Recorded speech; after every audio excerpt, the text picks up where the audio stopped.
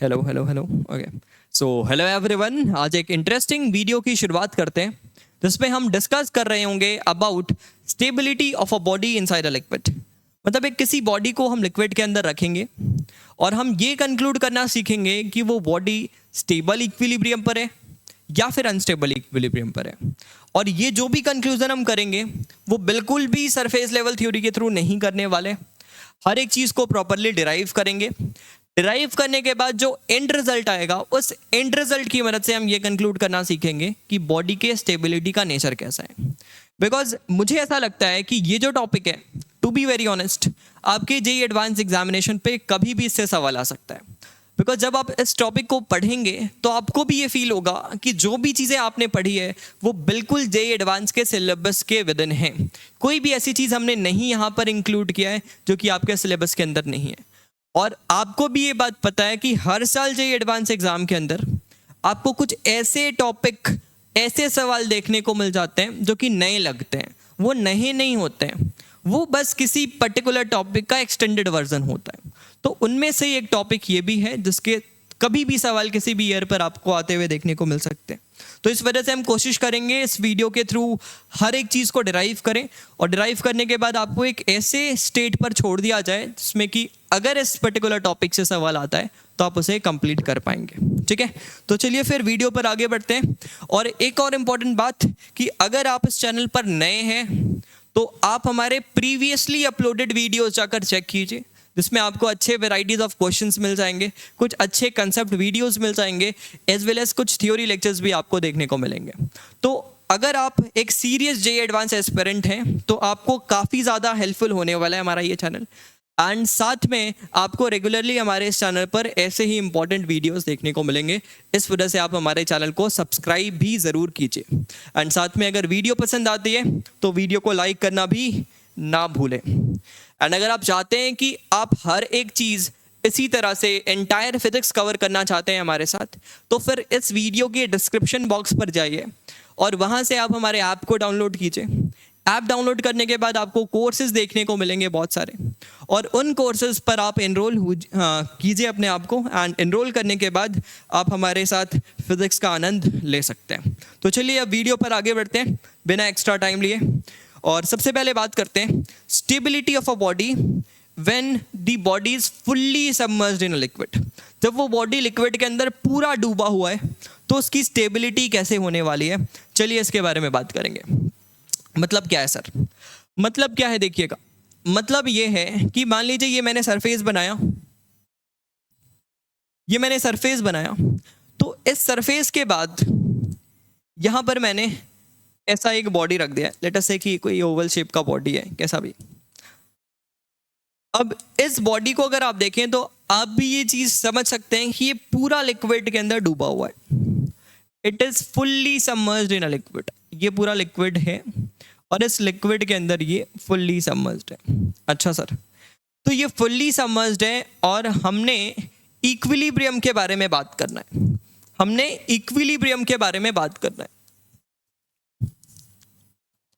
तो sir equilibrium के बारे में अगर बात करना है तो इक्विलिब्रियम दो तरह के होंगे। एक इक्विलिब्रियम अगर आप देखें तो ट्रांसलेशन वाला होगा,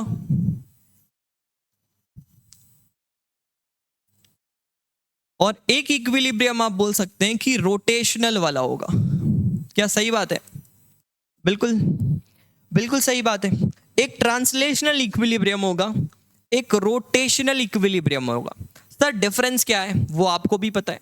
ट्रांसलेशनल इक्विलिब्रियम पर आपको भी ये बात पता है कि बॉडी पर नेट फोर्स 0 देखने को मिलने वाला है, तो हम बोलेंगे बॉडी ट्रांसलेशनल इक्विलिब्रियम पर है। और ये कैलकुलेट करना हमें बहुत अच्छी तरह से आता है, ये बहुत बेसिक है अगर हम फ्लूइड मैकेनिक्स की बात करें। और दूसरी चीज़ है रोटेशनल इक्विलिब्रियम। तो आपको पता है कि आपको यहाँ पर टॉर्क जो भी टॉर्क नेट है उसको देखते हुए 0 से इक्वेट करना पड़ेगा, तो हम बोल सकते हैं कि body is in rotational equilibrium. तो ये जो ट्रांसलेशनल इक्विलिब्रियम है किसी भी सबमर्ज्ड बॉडी के लिए, हम सबमर्ज्ड बॉडी के बारे में बात कर रहे हैं, तो ये ट्रांसलेशनल इक्विलिब्रियम के अंदर आपको कौन कौन से फोर्सेस देखने को मिलेंगे सर? कौन कौन से फोर्सेस देखने को मिलेंगे अगर आप एक फ्रीली फ्लोटिंग बॉडी की बात करें जो कि अंदर डूबा हुआ है, floating in sense it is just submerged inside the body. ये बिल्कुल भी सिंक नहीं कर रहा है, मैं ऐसा नहीं बोल रहा कि इट इज ये सिंक करता हुआ देखने को मिल रहा है, ऐसा मैं बिल्कुल भी नहीं कह रहा हूँ। ये बॉडी आप ऐसा बोल सकते हैं कि इस जगह पर जहां पर अभी आपको फिगर के अंदर बना हुआ देखने को मिल रहा है, यहां पर ये इक्विलिब्रियम स्टेट पर है। तो इक्विलिब्रियम स्टेट पर है तो इस पे फोर्सेस कौन से लग रहे हैं? तो ये जो ट्रांसलेशनल इक्विलिब्रियम है इसका, ये ट्रांसलेशनल इक्विलिब्रियम के अंदर कौन कौन से फोर्सेस आ रहे हैं सर? क्या इसके बारे में आप बता सकते हैं? क्या इसके बारे में आप बता सकते हैं? तो आपका कहना होगा जी हाँ बिल्कुल बता सकते हैं सर हम। एक आपको यहाँ पर इसका वेट देखने को मिल रहा होगा और साथ में यहाँ पर आपको एक बाइंड फोर्स देखने को मिल रहा होगा। तो कंप्लीटली सबमर्ज्ड बॉडी पे बाइंड फोर्स भी हम लिख सकते हैं और साथ में हम वेट भी लिख सकते हैं और कोई डिफरेंट फोर्स है नहीं। तो इस वजह से हम बोल सकते हैं कि बाइंड फोर्स और वेट यहाँ पर इक्वल होंगे, तभी ये बॉडी स्टेबल इक्विलिब्रियम पर या फिर अनस्टेबल इक्विलिब्रियम पर, जैसा भी इक्विलिब्रियम है, इक्विलिब्रियम पर है, ट्रांसलेशनल इक्विलिब्रियम पर है, ये बात मैं बोल सकता हूँ। तो अगर ये दोनों फोर्स इक्वल हो जाते हैं, अगर ये फोर्स इक्वल हो जाते हैं तो हमारा कहना होगा कि बॉडी का ट्रांसलेशनल इक्विलिब्रियम सेट है, इसमें कोई परेशानी नहीं है, बॉडी ट्रांसलेशनल इक्विलिब्रियम पर है। तो सर ये जब ट्रांसलेशनल इक्विलिब्रियम पर है तो फोर्स का पॉइंट ऑफ एप्लीकेशन हमारे लिए उतना इंपॉर्टेंट नहीं रहता है, बिकॉज ट्रांसलेशनल इक्विलिब्रियम पे all we need is the net force on the body, not where that force is acting. वो फोर्स कहाँ लग रहा है इस पे हमें बिल्कुल भी जिक्र करने की जरूरत नहीं होती है for translational equilibrium. But in case of rotational equilibrium हमारे लिए बहुत ज़्यादा इंपॉर्टेंट हो जाएगा ये भी देखना कि बॉडी जो है उस पे जो फोर्स लग रहे हैं, जो कि वेट है और साथ में बाइंड फोर्स है, ये लग किस पॉइंट पर है, हम कहाँ पर सारे नेट फोर्स को लगा सकते हैं, ये भी हमारे लिए काफ़ी ज़्यादा इंपॉर्टेंट हो जाएगा। तो चलिए बात करते हैं, हम ये चीज़ पहले कंक्लूड कर लेते हैं कि ये दोनों इक्वल हैं, मतलब बॉडी ट्रांसलेशनल इक्विलिब्रियम पर है, हम ये मानते हुए काम कर रहे हैं। बट इसका रोटेशनल इक्विलिब्रियम किन फैक्टर्स पर डिपेंड कर सकता है और ये कब हमेशा स्टेबल फॉर्म पर है और कब अनस्टेबल फॉर्म पर है, चलिए इसके बारे में बात करेंगे। ठीक है, तो अब हम डिस्कस करना चाहते हैं अबाउट रोटेशनल इक्विलिब्रियम और इसके लिए इंपॉर्टेंट होगा कि हमें वेट और बाइंड फोर्स का पॉइंट ऑफ एप्लीकेशन पता हो। तो चलिए वीडियो पर आगे बढ़ते हुए हम इस फिगर को अपने साथ ले चलते हैं,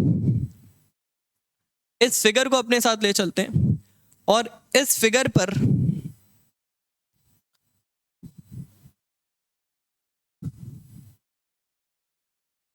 फिगर पर अगर हम देखें तो रोटेशनल इक्विलिब्रियम के बारे में बात करेंगे।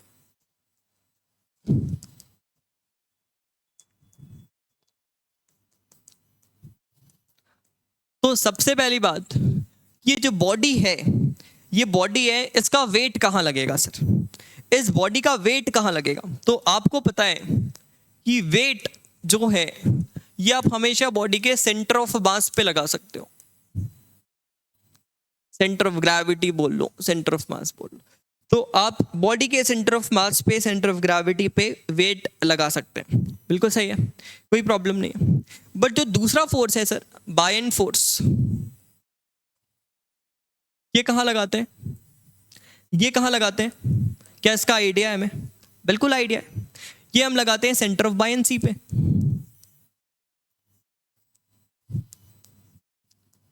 सर ये सेंटर ऑफ बायंसी कहां पर होता है? हम बोल सकते हैं सेंटर ऑफ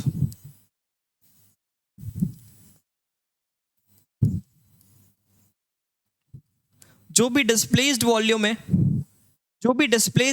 उस वॉल्यूम का जो सेंटर होगा that is your centre of buoyancy, उसका जो सेंटर होगा that is your centre of buoyancy. मतलब एक तरह से आप ऐसा बोल सकते हैं कि जितना भी लिक्विड ने वाटर को, जितना भी इस बॉडी ने वाटर को डिस्प्लेस किया है, बिकॉज आपको पता है कि जब ये इस जगह पर आ गया है ना, तो देयर इज नो वाटर, ये पूरा बॉडी है, तो इसने इस वाटर को डिस्प्लेस किया है, जो भी इसका वॉल्यूम है उतना ही ये वाटर को डिस्प्लेस किया है। तो उस वाटर, जितना भी वाटर इसने डिस्प्लेस किया है, उसका जो सेंटर ऑफ मास होगा, उस डिस्प्लेस्ड वॉल्यूम ऑफ वाटर का जो सेंटर ऑफ मास होगा, मान लो ये डिस्प्लेस्ड वॉल्यूम ऑफ वाटर है, तो इसका जो सेंटर ऑफ मास होगा that is going to be your centre of buoyancy. बिल्कुल सही है, वो आपका सेंटर ऑफ बायंसी होने वाला है। तो हमें ये समझ में आ गया कि वेट कहाँ लगना है, और हमें ये भी समझ में आ गया कि ये बायएंड फोर्स कहाँ पर लगने वाला है। तो अगर ये दोनों चीज़ें हमें समझ में आ गई हैं, तो सबसे पहले मैं बात करता हूँ एक नॉर्मल केस के लिए। एक नॉर्मल केस के लिए बात करता हूँ, जब मैं ऐसा बोलने वाला हूँ कि आपको ये जो बॉडी है वो बिल्कुल यूनिफॉर्म है, आपका ये जो बॉडी है वो बिल्कुल यूनिफॉर्म है। सबसे पहला केस ले रहा हूँ जिसमें कि आपको ये बॉडी बिल्कुल यूनिफॉर्म देखने को मिल रहा है। तो ये जो बॉडी है इसमें यूनिफॉर्म मास डिस्ट्रीब्यूटेड है। तो अगर इसमें यूनिफॉर्मली मास डिस्ट्रीब्यूटेड है तो आपको भी पता है ये बात और मुझे भी पता है ये बात कि अगर इसमें यूनिफॉर्मली मास डिस्ट्रीब्यूटेड है तो इसका सेंटर ऑफ मास भी यहां पर होगा और इसका सेंटर ऑफ बायंसी भी इधर पर होगा। तो सी भी बोल रहा हूं सेंटर ऑफ बायंसी को, सेंटर ऑफ मास को सीएम बोल रहा हूं। तो आप देखेंगे कि सेंटर ऑफ मास और सेंटर ऑफ बायंसी दोनों आपको एक ही पॉइंट पर देखने को मिलेंगे। इस केस में centre of mass and centre of buoyancy both are at a same place, both is acting on a same point.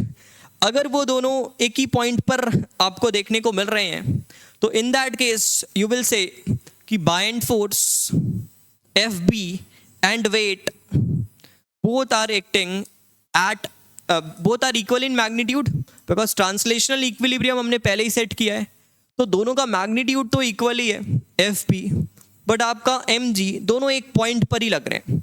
और अगर ये दोनों इक्वल ऑपोजिट फोर्स एक ही पॉइंट पर लग रहे हैं तो आप बोल सकते हैं इस पूरे स्पेस के किसी भी पॉइंट के अबाउट, इस पूरे स्पेस के किसी भी पॉइंट के अबाउट अगर आप इसमें नेट टॉर्क की बात करेंगे तो वो हमेशा जीरो होगा, बिकॉज ये दोनों एक दूसरे को इक्वल ऑपोजिट टॉर्क क्रिएट करेंगे किसी भी पॉइंट के अबाउट। अगर आप मान लीजिए आपने इस पॉइंट के अबाउट टॉर्क लिखा तो आप देख सकते हैं जितना टॉर्क इसका है उतना टॉर्क इसका है and they are cancelling each other, तो नेट टॉर्क जीरो देखने को मिलेगा।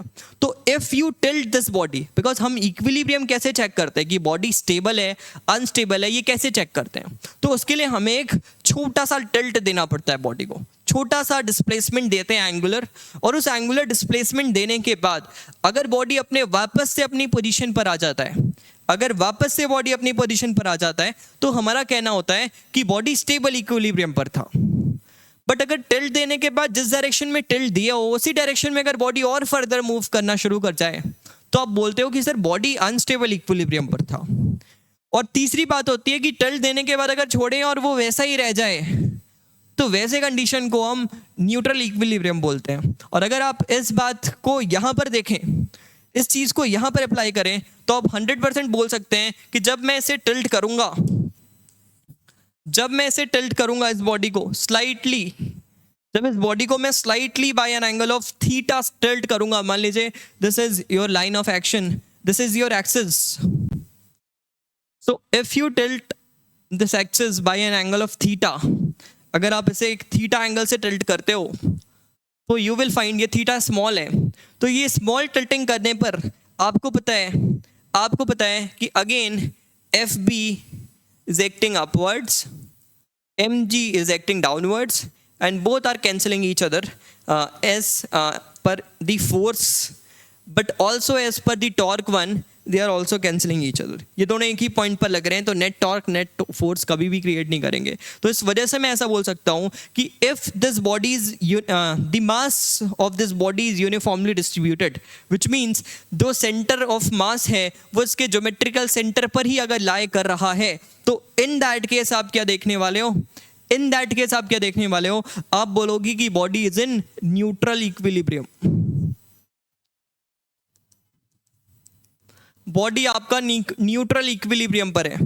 इस केस पर आप बोल सकते हैं बॉडी न्यूट्रल इक्विलिब्रियम पर है, बिकॉज जिस जगह पर इक्विलिब्रियम पर था जहां पर हमने छोड़ा वहां पर वो वैसा ही रह गया, बिकॉज नेट फोर्स भी बैलेंस है, यहाँ पर नेट टॉर्क भी बैलेंस है, उससे कोई फर्क नहीं पड़ता, वो वैसा ही रह जाएगा। इस वजह से मैं क्या बोल रहा हूँ कि ये बॉडी अभी के स्टेट पर है, न्यूट्रल इक्विलिब्रियम के स्टेट पर है। क्या ये बात समझ में आ गई है?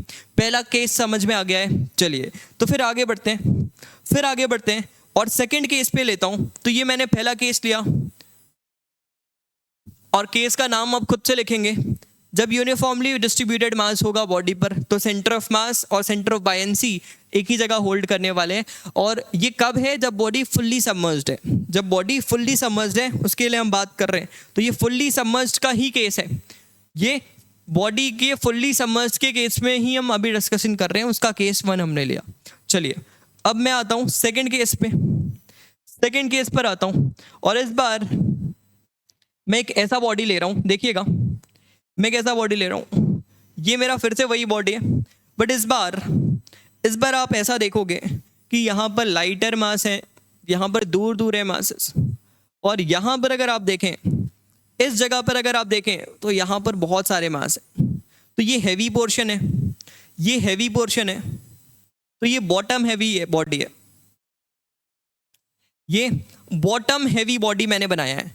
मतलब इस बार आप ऐसा मान लीजिए कि एक ओवल शेप का ये जो भी मटेरियल देखने को मिल रहा है, इसके अंदर आपने एक सैंड भर दिया है, सैंड भर दिया, तो नीचे वाला पोर्शन हैवी हो गया है एज कंपेयर टू दी ऊपर वाला पोर्शन जो भी है।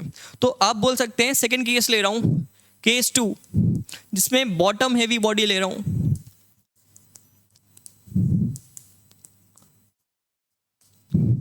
जिसमें मैं एक बॉटम हैवी बॉडी ले रहा हूं। अच्छा, तो इस बॉटम हैवी बॉडी के साथ क्या होगा सर? तो सबसे पहला कहानी आपको ये बात पता है कि अगेन मैं ये बात आपको पहले से ही कंक्लूड करके बोल रहा हूं कि this body is in translational equilibrium. तो ट्रांसलेशनल इक्विलिब्रियम पर टिक है।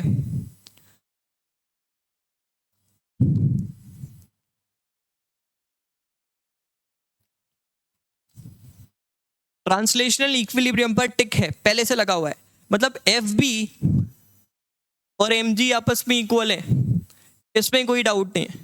एफ बी और एम जी आपस में इक्वल है, इसमें कोई डाउट नहीं है। Magnitude wise they are equal, but for rotational equilibrium you have to consider the point of application of the force which was same in the previous case, and hence no torque was acting on the body and the body was in neutral equilibrium. But in this case whether they are coinciding or not, आप सोचिए क्या इस case में भी दोनों एक जैसे ही होंगे? Centre of buoyancy and centre of mass, whether they are at the same place और नॉट, आपसे सवाल है, सोचिएगा भाई, सोचिएगा। तो आवाज आ रही है मुझे ऐसे कि सर नहीं, इस बार कोइंसाइड नहीं कर रहे हैं, इस बार कोइंसाइड नहीं कर रहे हैं, ऐसा कहना है आपका। अच्छा, तो आपका कहना हो रहा है कि सर सेंटर ऑफ बायंसी जो है वो ऊपर लग रहा है, मुझे सेंटर ऑफ बायंसी जो है वो ऊपर लगता हुआ देखने को मिल रहा है as compare to centre of mass. अच्छा, ऐसा क्यों बोल रहे हैं? बिकॉज हमें पता है अगर इस बॉडी की बात करें, जैसे हम फर्दर अभी टिल्ट वगैरह भी करेंगे, तो इसे इधर रख लेता हूँ, ट्रांसलेशनल इक्विलिब्रियम पर मैंने टिक रखा है, और इस बॉडी को अभी हम टिल्ट वगैरह करने वाले हैं, थोड़ा छोटा बनाते हैं। और अब अगर इस बॉडी की बात करें इधर साइड में बनाते हुए, तो आपका कहना यह है कि इसका जो ज्योमेट्रिकल सेंटर वाला पार्ट था, मतलब ये जो भी डिस्प्लेस्ड वॉल्यूम था, इसका डिस्प्लेस्ड वॉल्यूम तो यही है। अब इस डिस्प्लेस्ड वॉल्यूम का जो सेंटर ऑफ मास है, जो कि यहाँ पर कहीं मुझे देखने को मिल रहा है जनरली, तो फिर मैं बोल सकता हूँ कि yes, F B is acting on this point, without any doubt FB is acting on this point, and this is the center of buoyancy. This point is CB, center of buoyancy, ये point है। सही है, बिल्कुल सही है। But अगर आप देखें कि इसका जो अपर पोर्शन है और जो लोअर पोर्शन है, उसमें लोअर पोर्शन बोल सकते हैं ज़्यादा भारी है, उसमें लोअर पोर्शन ज़्यादा भारी है। और अगर लोअर पोर्शन ज़्यादा भारी है सर, तो इसका मतलब आपका जो सेंटर ऑफ मास है वो यहाँ ना होने के बजाय नीचे आ जाएगा। सर नीचे ऐसा ही आएगा या फिर इधर आएगा? तो उसके लिए मैं बोल रहा हूँ कि वर्टिकली यहाँ से ये दोनों सिमेट्रिकल पार्ट है, जैसा इधर है वैसा इधर है, वर्टिकल इस एक्सिस के और सिमेट्रिकल है। तो ऑब्वियसली आपको ये बात पता है कि सेंटर ऑफ मास इसी लाइन पर कहीं आना चाहिए। तो लेट अस से कि this is your centre of gravity C, जिसको मैं C से डिनोट कर रहा हूँ। तो C मैं बोल रहा हूँ centre of mass, and CB बोल रहा हूं मैं सेंटर ऑफ बायंसी को। ये दो मेरा यहां पर शॉर्ट फॉर्म मैंने यूज किया है। अच्छा, अब आपका कहना है सेंटर ऑफ मास नीचे लाई कर रहा है, बट सर कोई परेशानी नहीं है, ट्रांसलेशनल इक्विलिब्रियम पर है ये और रोटेशनल इक्विलिब्रियम पर भी है ये। सर कैसे बोल रहे हो रोटेशनल इक्विलिब्रियम पर कैसे? बिकॉज FB MG आपस में इक्वल है, and if equal and opposite force are acting on the body, which means if net force on the body is zero, which means couple is acting on the body. और अगर couple की बात करें तो couple का torque दुनिया के हर एक पॉइंट से सेम होता है, ये बात तो आपको ही पता है, दुनिया के हर एक पॉइंट से कपल का टॉर्क सेम होता है. तो अगर मैं इस एक्सिस के ऊपर ही एक पॉइंट लूँ तो आपको ये कहना होगा, आपका ये कहना होगा कि सर इसका भी टॉर्क जीरो है, इसका भी टॉर्क जीरो है, मतलब नेट टॉर्क जीरो है. तो आप दुनिया के किसी भी पॉइंट से लिखोगे आपको यहाँ पर नेट टॉर्क जीरो ही देखने को मिलने वाला है. तो इस स्टेज पे ये इक्विलिब्रियम पर है. इक्विलिब्रियम पर तो है. कौन सा इक्विलिब्रियम पर है? रोटेशनल भी है, ट्रांसलेशनल भी है. इस स्टेज पे तो दोनों इक्विलिब्रियम पर है. बट हमें चेक करना है कि ये इक्विलिब्रियम है कैसा. ये स्टेबल है सर या अनस्टेबल है, ये कैसे चेक करें? तो अब अगला सवाल है कि ये स्टेबल है या अनस्टेबल है. अगला सवाल है ये स्टेबल है या अनस्टेबल है, कैसा है ये? तो फिर उसे चेक करने के लिए टिल्ट करना पड़ता है, उसे चेक करने के लिए टिल्ट करना पड़ता है. तो चलो अब अपन क्या करते हैं, पहले दोनों को यहाँ पर ड्रॉ कर लेते हैं. This is the centre of mass, sorry that centre of buoyancy, and this is your centre of mass C, and this is CB. और इसमें एक एक्सिस भी बना लेते हैं जो कि हमारे काम का है. तो ये मेरा एक्सिस हुआ, ये मेरा एक्सिस हुआ. अब मैं क्या कर रहा हूँ, ध्यान से देखना मेरी बात को. अब इसी बॉडी को मैं टिल्ट करना चाहूँगा, बहुत ध्यान से देखिएगा. इस बॉडी को मैंने टिल्ट किया. अब मुझे बताओ सेंटर ऑफ मास का पोजीशन चेंज हुआ क्या? सेंटर ऑफ मास का पोजीशन चेंज हुआ और सेंटर ऑफ बायंसी का पोजीशन चेंज हुआ क्या? अरे सेंटर ऑफ मास का पोजीशन अगर निकालना है तो हमें समीशन MI/DI करना है ना, MI/RI अपॉन MI. तो आपको पता है सेंटर ऑफ मास का कोऑर्डिनेट चेंज हो सकता है. अगर ऑब्जर्विंग पॉइंट बदलेंगे कोऑर्डिनेट चेंज हो सकता है, but the location with respect to the body that is not going to be change, because इस बॉडी के रेस्पेक्ट में initially the centre of mass was at this point, but on tilting the center of mass shifted to this point, but with respect to this body the center of mass is lying on that same point only. उसी point पर लाई करने वाला है. ये बात आपको बहुत अच्छी तरह से पता है कि सेंटर ऑफ मास का लोकेशन नहीं बदलेगा with respect to the body. And same is with the centre of buoyancy, because centre of buoyancy पहले यहाँ था, बिल्कुल सही बात है. अभी भी सेंटर ऑफ बायंसी यहाँ पर ही होगा. सेंटर ऑफ बायंसी अभी यहाँ पर ही देखने को मिलने वाला है. क्या सही बात है? ये बिल्कुल सही बात है. बिकॉज सेंटर ऑफ बायंसी कैसे निकालते हैं? सेंटर ऑफ बायंसी कैसे निकालते हैं? ये जो चीज बना है ना, ये जो डिस्प्लेस्ड वॉल्यूम है, इसका सेंटर कहाँ है? उसका सेंटर तो यहाँ पर ही रहने वाला है. आप बॉडी को कैसा भी कर लो अगर फुल्ली समझते हैं तो बिल्कुल सही बात है. दोनों ऐसे लग रहे हैं. अब जब ये दोनों ऐसे लग रहे हैं तो मेरी बात को ध्यान से समझना. ऊपर की तरफ FB लगा दिए, नीचे की तरफ MG लगा दिए,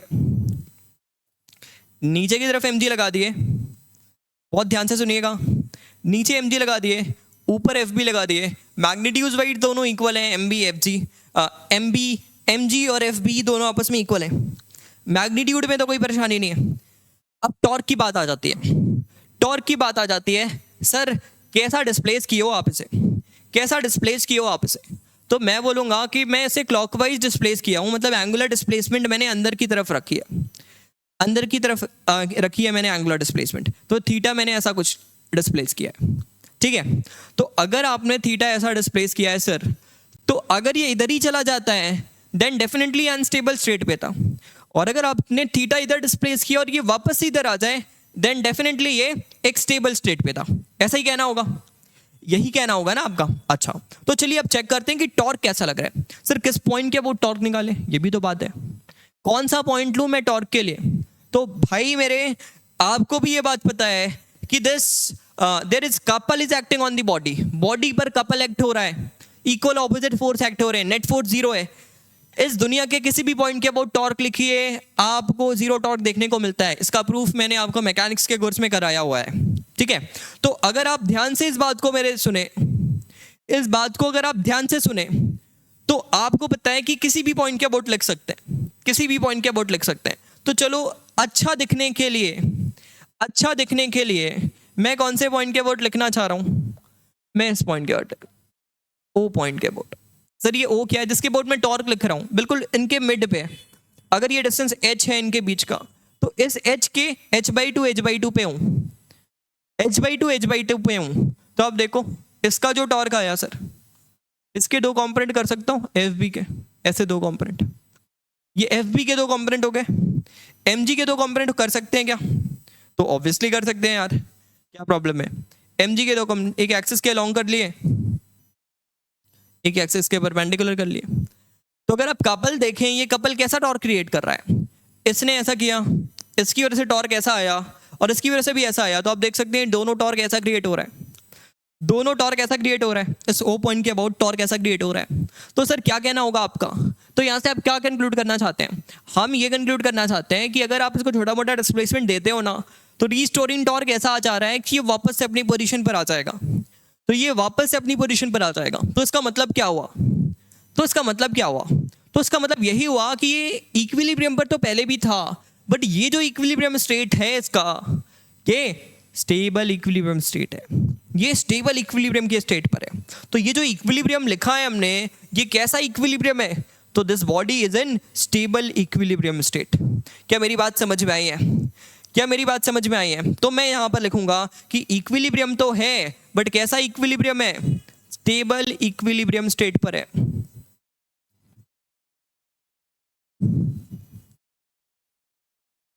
ये बॉडी स्टेबल इक्विलिब्रियम स्टेट पर होगा, मतलब हम बोल सकते हैं स्टेबल इक्विलिब्रियम स्टेट पर कब होगा? जब बॉडी कैसा देखने को मिले? जब बॉटम हैवी देखने को मिले। जब बॉडी बॉटम हैवी देखने को मिलता है तो आप बोल सकते हैं कि वो स्टेबल इक्विलिब्रियम स्टेट पर होता है। ये कहानी रट लेते हैं हम सब, और रट भी लेना चाहिए, लेकिन इसके साथ एक स्टार बना के रटना चाहिए, एक स्टार बनाकर रटना चाहिए। और वो स्टार क्या है? कि for fully submerged body, for fully submerged body,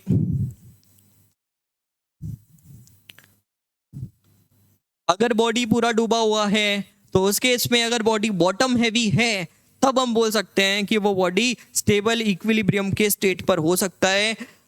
otherwise हम बोल सकते हैं कि अगर वो कोइंसाइड कर रहे होते, अगर वो नॉर्मल मास डिस्ट्रीब्यूटेड है, तो वो न्यूट्रल इक्विलिब्रियम पर देखने को मिलेगा। क्या मेरी बात यहाँ तक समझ में आई है?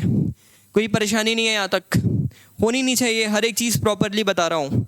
चलिए, तो अगर इतनी बात समझ में आ गई है तो तीसरा केस लिखते हैं, तीसरा केस लिखते हैं जिसमें हम टॉप हैवी रखेंगे बॉडी को, टॉप हैवी रखेंगे बॉडी को। और आपका कहना होगा सर मत कराओ। अगर आप एक होशियार बच्चे होंगे तो खुद से वीडियो को पॉज करेंगे, खुद से वीडियो को पॉज करेंगे और एक बार उसे खुद से ट्राई करेंगे। बट फिलहाल अब मैं आता हूँ और मैं एक टॉप हैवी बॉडी बनाता हूँ और कोशिश करूँगा मैं कि आपको ये कंक्लूड करके दिखाऊँ कि बॉडी अनस्टेबल स्टेट पर है। तो अनस्टेबल स्टेट पर है मतलब टॉप हैवी बॉडी अगर मुझे बनाना है तो ऊपर की तरफ में ज़्यादा मासेस लगा दिया और ये सारी चीज़ों को मिटाना चाहिए मुझे, और साथ में नीचे मैंने छोटी मोटी मास रखी। देखिएगा, नीचे बहुत बड़ी मास नहीं रखी। तो इस बार मैं केस 3 पर आ रहा हूँ, यहाँ पर टॉप हैवी बॉडी बना रहा हूँ,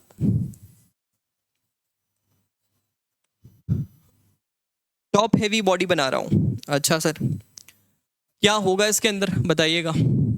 तो अब आपको बताना चाहिए कि इसके अंदर होना क्या है, बताना अब आपको चाहिए कि इसके अंदर होना क्या है। देखिएगा, ये एक्सिस है, इसी बॉडी को यहाँ पर लगाते हैं और इसको घुमाते हैं। इस बार थीटा एंगल से घुमाते हैं, 27 डिग्री घुमा रहा हूँ। इतना घुमाना नहीं है, छोटा एंगल घुमाना है, बट चलिए 20 डिग्री ले लेता हूँ, जैसे कि फिगर दिखे अपने को ठीक ठाक, बट हमें घुमाना इतना ज़्यादा नहीं है, छोटे डिस्प्लेसमेंट के साथ हम बात कर रहे हैं। देखिएगा, तो आपको भी पता है कि इस बार इसका जो सेंटर ऑफ मास है वो यहाँ नहीं है, इस बार जो सेंटर ऑफ मास है वो यहाँ नहीं है। ये तो हमने पिछले बॉडी के लिए ऐसा बनाया था। इस बार इसका जो ये ऊपर की तरफ ज़्यादा भारी है, तो ऊपर की तरफ अगर ज़्यादा भारी है, नीचे की तरफ अगर ये थोड़ा हल्का है, तो आपको ये बात समझ में आ रहा है कि इसका जो सेंटर ऑफ मास है ये तो आपका सी बी हो गया, वो तो वहीं पर रहने वाला है, सी एम ऊपर हो गया, मतलब सी ऊपर हो गया। अब जब सी ऊपर हो गया तो आप देखेंगे कि नीचे की तरफ लग रहा होगा एम जी, नीचे की तरफ लग रहा होगा एम जी और ऊपर की तरफ लग रहा होगा एफ बी। क्या सही है? नीचे की तरफ एम जी, ऊपर की तरफ एफ बी। ऊपर की तरफ एफ पी, नीचे की तरफ एम जी। अगर फिगर टेढ़ा मेढ़ा दिख रहा है तो थोड़ा सा मैनेज कीजिए। ये बिल्कुल ऊपर स्ट्रेट लग रहा होगा, ये बिल्कुल स्ट्रेट लग रहा होगा एम जी के साथ। आई थिंक ठीक बना हुआ है, ठीक है। तो फिर अगर मैं यहाँ से देखूँ, अगर मैं यहाँ से देखूँ तो किस पॉइंट के अबाउट टॉर्क लिखें? सर किसी भी पॉइंट के अबाउट लिख लो, कोई प्रॉब्लम नहीं है। चाहो तो आप सेंटर ऑफ मास के अबाउट ही लिख लो। तो सेंटर ऑफ बायंसी का टॉर्क कैसा आएगा? Centre of buoyancy, centre of मास के अबाउट अगर लिखेंगे तो एमजी का कोई टॉर्क हुआ नहीं, और सेंटर ऑफ बायंसी की अगर बात करें तो टॉर्क ऐसा ही क्रिएट करने वाला है। तो किसी भी पॉइंट के अबाउट लिख लो, कपल का टॉर्क है, आप चेक कर सकते हो कि क्या होने वाला है। तो आप देख सकते हो ये मेरा एक्सेस था जिस पे आपका सी बी लग रहा है, ये आपका सी बी के अबाउट ही तो ऊपर की तरफ ऐसा फोर्स लग रहा है ना, बायंड फोर्स एफ पी। तो अब बस वही कहानी है कि अगर आप टॉर्क देखेंगे, अगर आप टॉर्क देखेंगे तो आपका कहना होगा कि सर ऐसा ही जिस डायरेक्शन में थीटा घुमाए हो उसी डायरेक्शन पर टॉर्क आ गया है। तो आप बोल सकते हैं कि ये कैसे स्ट्रेट पर देखने को मिल रहा है, बताइएगा। तो आपका कहना होगा सर ये अनस्टेबल इक्विलिब्रियम पर है। इक्विलिब्रियम पर था क्या? इक्विलिब्रियम पर था भी या नहीं? तो इस स्टेट पर था ना इक्विलिब्रियम पर। अब हमने उसको स्लाइटली डिस्प्लेस किया थीटा एंगल, और क्या पाया कि जिस डायरेक्शन में डिस्प्लेस किया वो टॉर्क उसी डायरेक्शन पर बन गया है। अगर आप देखो तो mg का टॉर्क इधर आया, ऐसा mg का इधर आ गया इस डायरेक्शन पे, और इसका भी टॉर्क ऐसा आ गया। दोनों कपल है, तो कपल आप यहाँ पर ऐसा टॉर्क क्रिएट करना चाह रहे हैं, ऐसा घुमाना चाह रहा है। अनस्टेबल इक्विलिब्रियम है, अनस्टेबल इक्विलिब्रियम है। मतलब यहां से मैं क्या कंक्लूड करूं कि टॉप हैवी बॉडी,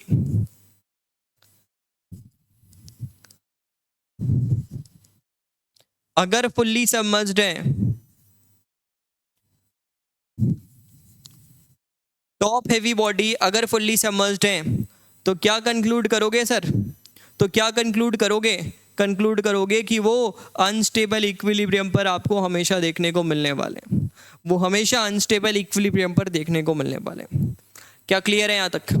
तो ये तीन बिल्कुल सिंपल केसेस मैंने डिस्कस कर लिए हैं जिसमें हमने फुल्ली सबमर्ज्ड बॉडी के बारे में बात की है, और आप इसी बॉडी के रिजल्ट को कहीं पर भी लगाते हो, इसी चीज़ के रिजल्ट को कहीं पर भी लगाते हो। मुझे जैसा मैंने देखा है कि अगर सेंटर ऑफ मास नीचे है और सेंटर ऑफ बायंसी ऊपर है तो आप बोलते हो कि स्टेबल है किसी भी केस में, और दूसरे केस में आप बोलते हो कि अगर सेंटर ऑफ मास, अगर आपका सेंटर ऑफ मास ऊपर है और सेंटर ऑफ बायंसी नीचे है तो अनस्टेबल है। ये हम याद रखते हैं, ये हम जनरली याद रखते हैं। बट क्या ये बात सही है?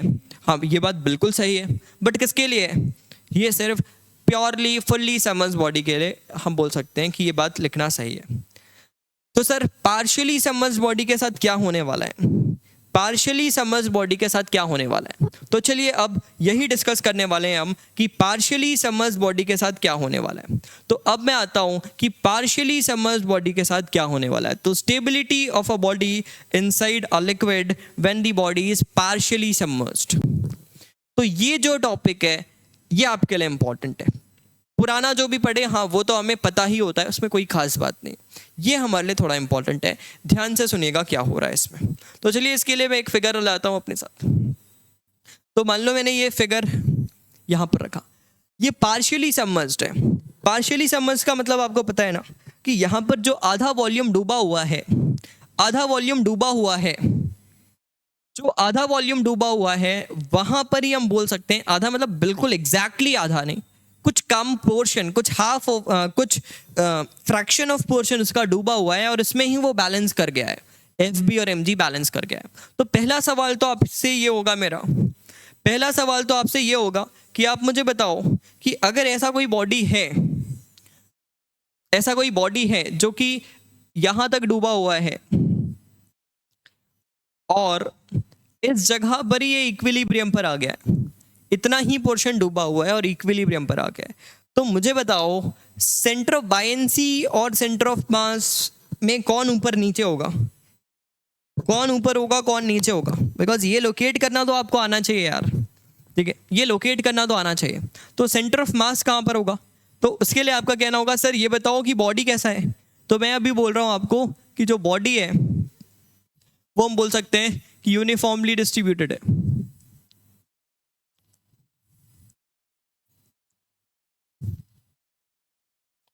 बॉडी कैसा है, यूनिफॉर्मली डिस्ट्रीब्यूटेड बॉडी है, मास इस पे यूनिफॉर्मली डिस्ट्रीब्यूटेड है, मतलब centre of mass, centre of मास जहां पर होता है वहां पर ही आपको सेंटर ऑफ मास देखने को मिलने वाला है, ज्योमेट्रिकल सेंटर पे। तो दिस इज सी, ये सी हो गया। सर सी बी कहाँ होगा, सी बी कहाँ होगा, तो सी बी कहाँ होगा, सी बी आप बोल सकते हो ये जितना पोर्शन इसने डिस्प्लेस किया है, इस डिस्प्लेस्ड पोर्शन के सेंटर पे कहीं होगा, इस डिस्प्लेस्ड पोर्शन के सेंटर पे कहीं होगा। तो ये जो मैंने येलो से शेड किया है, this is the displaced portion, और इसका सेंटर कहीं पर देखने को मिल रहा है क्या, हाँ मिल रहा है, तो this is the centre, this is the centre. तो ये मैं बोल सकता हूं this is your C B, ये आपका सी बी देखने को मिल रहा है, ये आपका सी बी देखने को मिल रहा है, क्लियर है। तो ये आप बोल सकते हैं कि this is the centre of mass and this is C B, and in that case, in this case force acting is mg in downward direction and fb in the upward direction, and both are cancelling each other, fb and mg both are cancelling each other and they are acting in this way. I hope आपको ये figure समझ में आ रहा है। अगर इस figure को देखना है तो आप ऐसा भी बोल सकते हैं कि centre of buoyancy is lying here and the center of mass is lying in upward direction, ठीक है। तो ये बात अभी तक हमने सीख लिया कि ये लोकेट कैसे हुआ। अब ये स्टेबल है अनस्टेबल है, कैसे कहानी सेट होगी, ये कैसे देखकर बोल सकते हो क्या आप, ये आप देखकर बोल सकते हो क्या, ये यहाँ पर क्या मैं ऐसा बोल सकता हूँ कि सिंस, क्या इज इट करेक्ट टू से, is it correct to conclude that since, is it correct to conclude that body is in unstable equilibrium as CB is below, CB is below C? ये सवाल है आपसे, is it correct to conclude और not, क्या ये बोलना सही रहेगा या नहीं, क्या ये बोलना सही रहेगा या नहीं, तो इसका आंसर है नो, इसका आंसर है नो। हर केस में अगर ऐसा बोलोगे तो फिर हर केस में अनस्टेबल ही रह जाने वाला है, हर केस में अनस्टेबल ही रह जाने वाला है, बिकॉज पिछले केस में आपने ये पढ़ा कि बॉडी अगर टॉप हैवी है, मतलब बॉडी का सेंटर ऑफ मास ऊपर लाई कर रहा है, तो आपने बोल दिया कि अनस्टेबल है। तो वैसे अगर सोचें तो ये भी कहानी वैसी हो गई, ये भी कहानी वैसी हो गई। तो सर यहाँ पर कैसे डिपेंड करने वाला है, यहाँ पर कैसे डिपेंड करने वाला है, थोड़ा आप बताओगे क्या, तो बिल्कुल बताएंगे, बस आप ध्यान से सुनिए कैसे डिपेंड करने वाला है, कैसे डिपेंड करने वाला है, इस बात को थोड़ा ध्यान से सुनिएगा। तो इसके लिए इस बॉडी को थोड़ा बड़ा करते हैं, और ये जो इधर गंदगी फैला है पहले इसको मिटाते हैं, ये पूरा पोर्शन हटा देते हैं, ठीक है, क्लियर है। अब देखो इसको टिल्ट करो, इसको टिल्ट करने की कोशिश करो, ये नॉर्मल स्टेट में था, टिल्ट करने की कोशिश करो। अब देखो ये सी भी इतना बड़ा नहीं बना देना है हमें कि सारे पॉइंट्स को कवर कर ले, ठीक है, एक छोटा सा पॉइंट बनाना है, पॉइंट में लग रहा है ये, तो यहाँ पे तो उस जगह पर दिखाने के लिए मैंने बड़ा बनाया, बट आप इसको सिर्फ एज अ पॉइंट बनाओ सी बी, और यहाँ पर कहीं वो सी बी है, this is your centre of buoyancy. अच्छा टिल्ट करोगे अब, तो पहले तो एक्सेस बना लो सर, टिल्ट करना है तो एक्सेस बना लो। तो this was your original axes, ये अपना ओरिजिनल एक्सेस था, जिसको मैं चाहूँ तो डॉट लाइन से दिखा सकता हूँ, बिकॉज बाद में बहुत सारे लाइंस बनेंगे, तो let us first draw it as a dot line. अच्छा अब इसके बाद अगला चीज़ क्या होगा, we want to tilt it, हम इसे घुमाना चाहते हैं। तो अगर मैं इसे घुमाना चाहता हूं तो देखिएगा ऐसा ऐसा। तो अब मेरा सवाल ये होगा आपसे, अब मेरा सवाल आपसे ये होगा कि लिक्विड तो बहुत बड़ा है ना सर, लिक्विड बहुत बड़ा है, तो ये नहीं सोचना है अपने को, ये बिल्कुल भी नहीं सोचना है कि सर ये जो लिक्विड बनाए हो इसके लेवल पे भी कोई डिफरेंस आएगा नहीं, ये अपन बहुत बड़े कंटेनर में कहीं पे फिल किए हैं, इसके लेवल में कोई डिफरेंस नहीं आ रहा, तो लिक्विड का लेवल यहाँ पर ही है।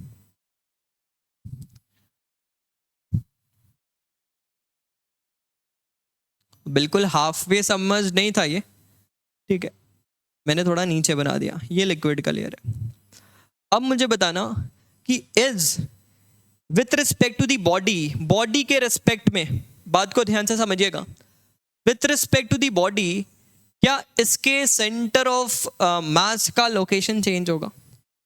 With respect to the body क्या इस बॉडी के सेंटर ऑफ मास का लोकेशन चेंज होगा? लोकेशन की बात कर रहा हूं, होगा या नहीं होगा? होगा या नहीं होगा? तो मुझे आवाज आ रही है नहीं होगा, मुझे आवाज आ रही है नहीं होगा। चलिए चेक करते हैं होगा या नहीं होगा, वो हम समझते हैं।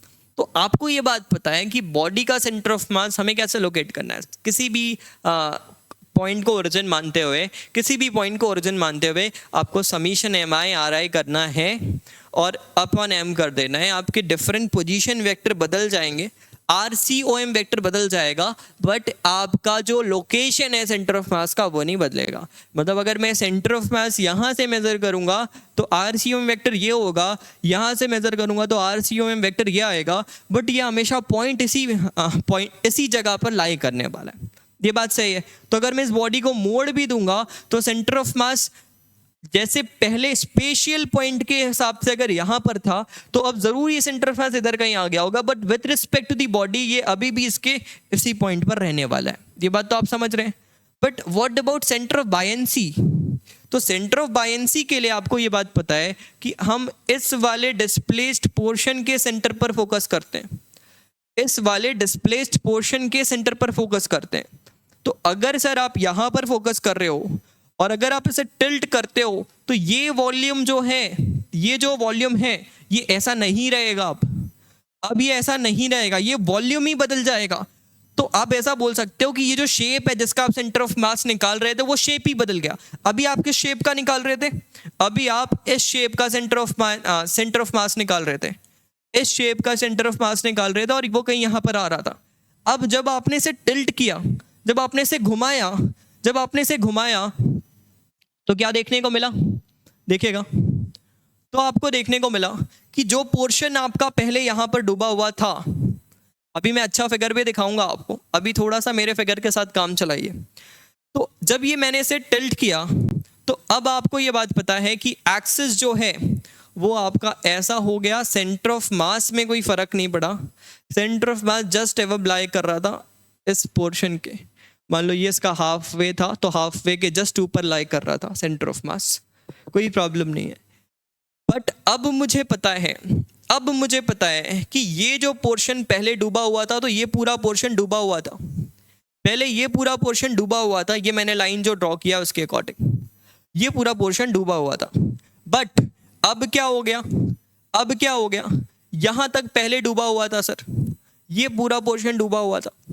अभी क्या हुआ? अभी क्या हुआ? आपको पता है अभी ऐसा कुछ हुआ कि ये जो पोर्शन है ये अब आपका वाटर, ये ग्रीन लाइन जो है वो वाटर लेवल है। तो आप देखेंगे ये पोर्शन जो है, शेड करता हूं मैं अच्छी तरह से, ये जो पोर्शन देखने को मिल रहा है ये वाला पोर्शन, आप इस पोर्शन को क्या बोल सकते हैं? ये बाहर आ गया है। और ये जो पोर्शन है उतना ही एंगल का बनाता हुआ ये पोर्शन एक्स्ट्रा आ गया है, एक्स्ट्रा इंक्लूडेड।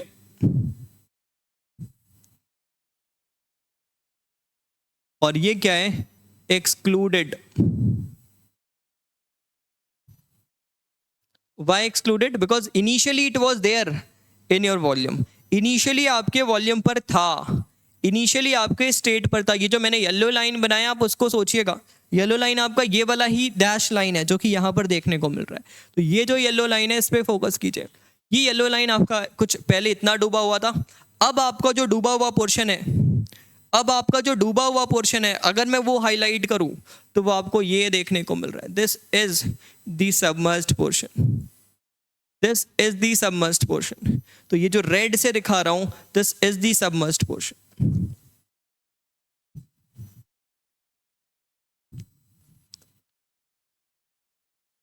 ये आपका सबमर्ज्ड पोर्शन है। तो सर अगर ये सबमर्ज्ड पोर्शन है, तो सेंटर ऑफ बायंसी इस शेप का निकालना है। किस शेप का? इसका। इस शेप का अब मुझे सेंटर ऑफ मास ढूंढना है। तो अगर इस शेप का सेंटर ऑफ मास देखें तो पहले इस एक्सिस के अबाउट ये सिमेट्री पर था, और अब आपको पता है कि सेंटर ऑफ बायंसी पहले यहां पर था, तो this was CB, this was CB. Initially C centre of buoyancy was there, but अब आपको पता है कि it will shift to this position. Sir why to this position only? Because हमें पता है कि इधर सिमेट्रिकल वे पे जितना पोर्शन गया है उतना ही पोर्शन इधर आ गया है। तो इस एक्सिस के वो जितना पोर्शन कटा है, जितना मास उधर नेगेटिव पे चला गया, उतना मास इधर पॉजिटिव पे आ गया, तो इधर ही शिफ्ट ही हुआ होगा। तो इस वजह से सेंटर ऑफ मास इधर को शिफ्ट हो गया है, सॉरी सेंटर ऑफ बायंसी इधर को शिफ्ट हो गया है। ये CB डैश है, and what is CB dash? This is the new centre of buoyancy.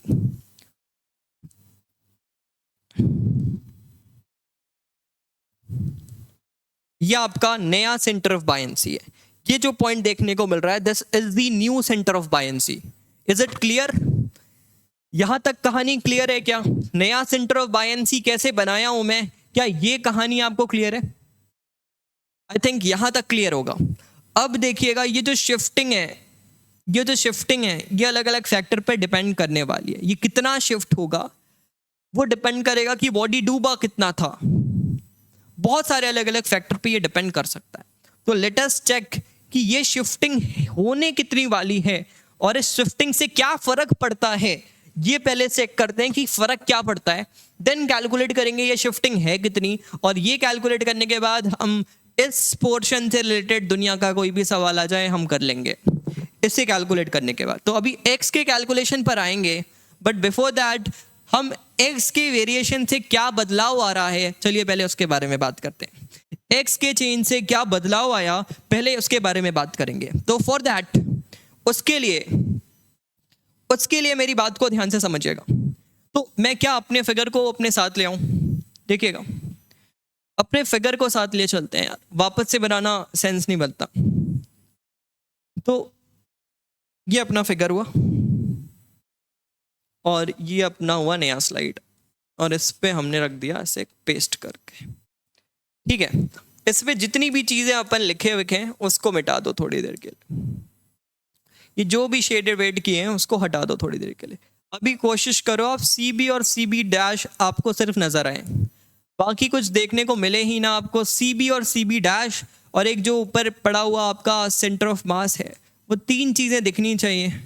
बाकी ऐसा प्रतीत होना चाहिए कि कुछ दिखाई ही नहीं दे रहा है आपको। क्या समझ में आ रहा है ये बात?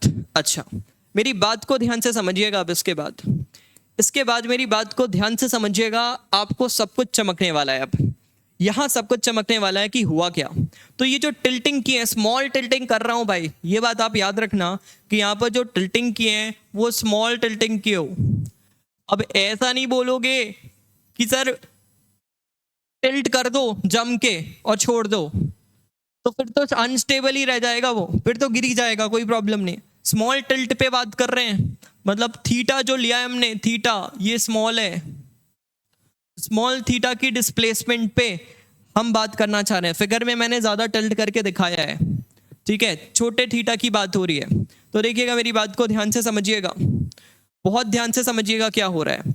तो देखिए, अगर मैं यहां से सेंटर ऑफ मास से एक सीधी लाइन बनाऊं, ध्यान से देखना, अगर इस सेंटर ऑफ मास से एक सीधी लाइन बनाऊं, अगर इस सेंटर ऑफ मास से एक सीधी लाइन बनाऊं, क्लियर है? इस सेंटर ऑफ मास से एक सीधी लाइन बनाए, समझ में आया? और अगर इस लाइन के इधर है, अब देखो इस सीधी लाइन पे क्या लग रहा होगा, इस सीधी लाइन पे MB लग रहा होगा, MG लग रहा होगा, सही है? इस सीधी लाइन पे MG लग रहा होगा। एंड सर इस पॉइंट पे क्या लग रहा है? FB लग रहा है। दोनों इक्वल है? हाँ जी बिल्कुल इक्वल है। मैग्नीट्यूड में तो कोई फर्क नहीं पड़ा। सर कैसे बोल रहे हो? अरे जितना वॉल्यूम बाहर गया उतना ही वॉल्यूम एक्स्ट्रा आ गया, तो वॉल्यूम डिस्प्लेस नहीं बदला है, अदरवाइज ट्रांसलेशनल इक्विलिब्रियम भी बदल जाएगी। तो वॉल्यूम उतना ही डिस्प्लेस करना है। अगर ट्रांसलेशनल इक्विलिब्रियम होल्ड किया इसने, देन वॉल्यूम डिस्प्लेस में कहानी नहीं बदली है। तो उस पर आपको बहुत ज़्यादा परेशान नहीं होना है, उसमें बहुत ज़्यादा परेशान नहीं होना है। अब मेरी बात को बहुत ध्यान से समझिएगा, मेरी बात को बहुत ध्यान से समझिएगा कि ये जो ऊपर की तरफ एफ बी लग रहा है, नीचे की तरफ एम जी लग रहा है, नीचे की तरफ एम जी लग रहा है, ऊपर की तरफ एफ बी लग रहा है, ये सर कपल क्रिएट कर रहे हैं क्या? तो हाँ जी बिल्कुल कपल क्रिएट कर रहे हैं। तो अगर ये कपल क्रिएट कर रहे हैं तो सर आप इसका टॉर्क लिखो ना, आप इसका टॉर्क लिख कर देखो ना, मजा आ जाएगा। अगर आप इसका टॉर्क प्रॉपरली लिख लोगे तो मजा आ जाएगा। अच्छा, ऐसा कहा आपने कि आप इसका टॉर्क लिख लो और अपने को मजा आ जाएगा, वो चेक कर लेंगे तो मजा आ जाएगा। अच्छा, तो अगर ऐसा कुछ मैंने बोला आपको, तो इस केस में अगर आप देखें, अगर शिफ्टिंग ऐसी हुई है, इस केस की अगर बात करें, तो फिर आपको ये आइडिया लगना चाहिए, आपको ये आइडिया लगना चाहिए कि अगर मैं टॉर्क लिखूं तो सर किस पॉइंट के अबाउट टॉर्क लिखूं? फर्क नहीं पड़ता यार, फर्क ही नहीं पड़ता। तो चलो सेंटर के अबाउट ही लिखते हैं। सेंटर के अबाउट लिखूंगा तो ये एक फोर्स लिख रहा है, और इसका टॉर्क अगर यार परपेंडिकुलर आर क्रॉस एफ करूंगा तो ऐसा ही आ रहा है, ऐसा ही आ रहा है टॉर्क। तो कपल अगर मैं देखूं यहाँ पर जो भी टॉर्क क्रिएट कर रहे हैं ये, तो अगर आप देखो इस पॉइंट के अबाउट ये ऐसा और इसको ये ऐसा, तो आपका टॉर्क ऐसा ही बन रहा है। तो इन दैट केस अगर आप टॉर्क देखें तो टॉर्क जो है वो आपको देखने को मिल रहा है। इस केस पे जो फिगर बना हुआ है इसमें आपको टॉर्क कैसा देखने को मिल रहा है? क्लॉकवाइज बोलो या फिर क्लॉकवाइज सेंस बोल देता हूं, मतलब अंदर की तरफ, अंदर की तरफ आपका टॉर्क आ गया। मतलब ये कौन से स्टेज पे ले जा रहा है आपको?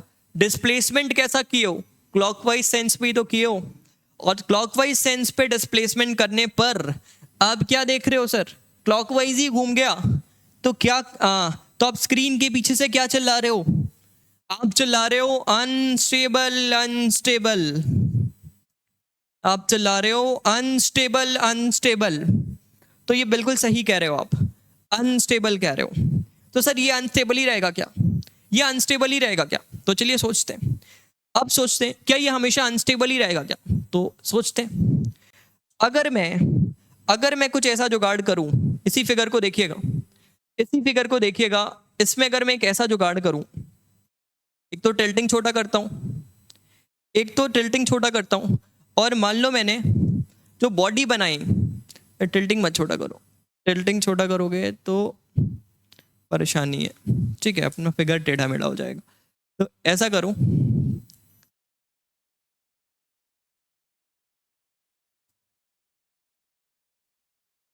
ठीक है, अच्छा सी बी वे भी इधर आ गया है, तो करते हैं इसको पूरा मिटाते हैं।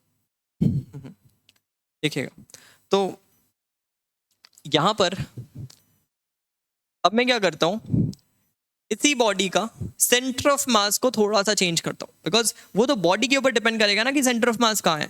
इसका सेंटर ऑफ मास ऊपर था, इसका सेंटर ऑफ मास ऊपर था। अगर मैं एक ऐसा बॉडी बना दूं, अगर एक मैं ऐसा बॉडी बना दूं जिसका सेंटर ऑफ मास थोड़ा नीचे है, इसका सेंटर ऑफ मास थोड़ा नीचे, मान लो यहां पर है, जिसका सेंटर ऑफ मास थोड़ा नीचे है, अभी भी कहानी उतनी अच्छी सेट हो नहीं रही है, उतना अच्छा फिगर बन नहीं रहा है। मतलब मान लो किसी भी बॉडी का सेंटर ऑफ मास मैंने बॉटम हैवी बना दिया, मैंने बॉटम हैवी बना दिया, यहाँ पर रख दिया, अभी भी सी बी ऊपर ही है, अभी भी सी बी ऊपर है, बट सेंटर ऑफ मास यहाँ पर आ गया। सर ये कैसे बोल रहे हो, ये कैसे बोल रहे हो? अरे मान लो ना थोड़ी देर के लिए मैंने दूसरी बॉडी को यूज़ किया है, वो सेम बॉडी को यूज़ नहीं कर रहा हूँ, दूसरे बॉडी को यूज़ कर रहा हूँ जिसका सेंटर ऑफ मास थोड़ा नीचे है। तो इस केस में आप वो जो सीधी लाइन खींचोगे, वो जो सीधी लाइन खींचोगे वो आप यहाँ से खींच लो, वो आप यहाँ से खींच लो, वो जो सीधी लाइन खींचे थे वो आप यहाँ से खींच लो।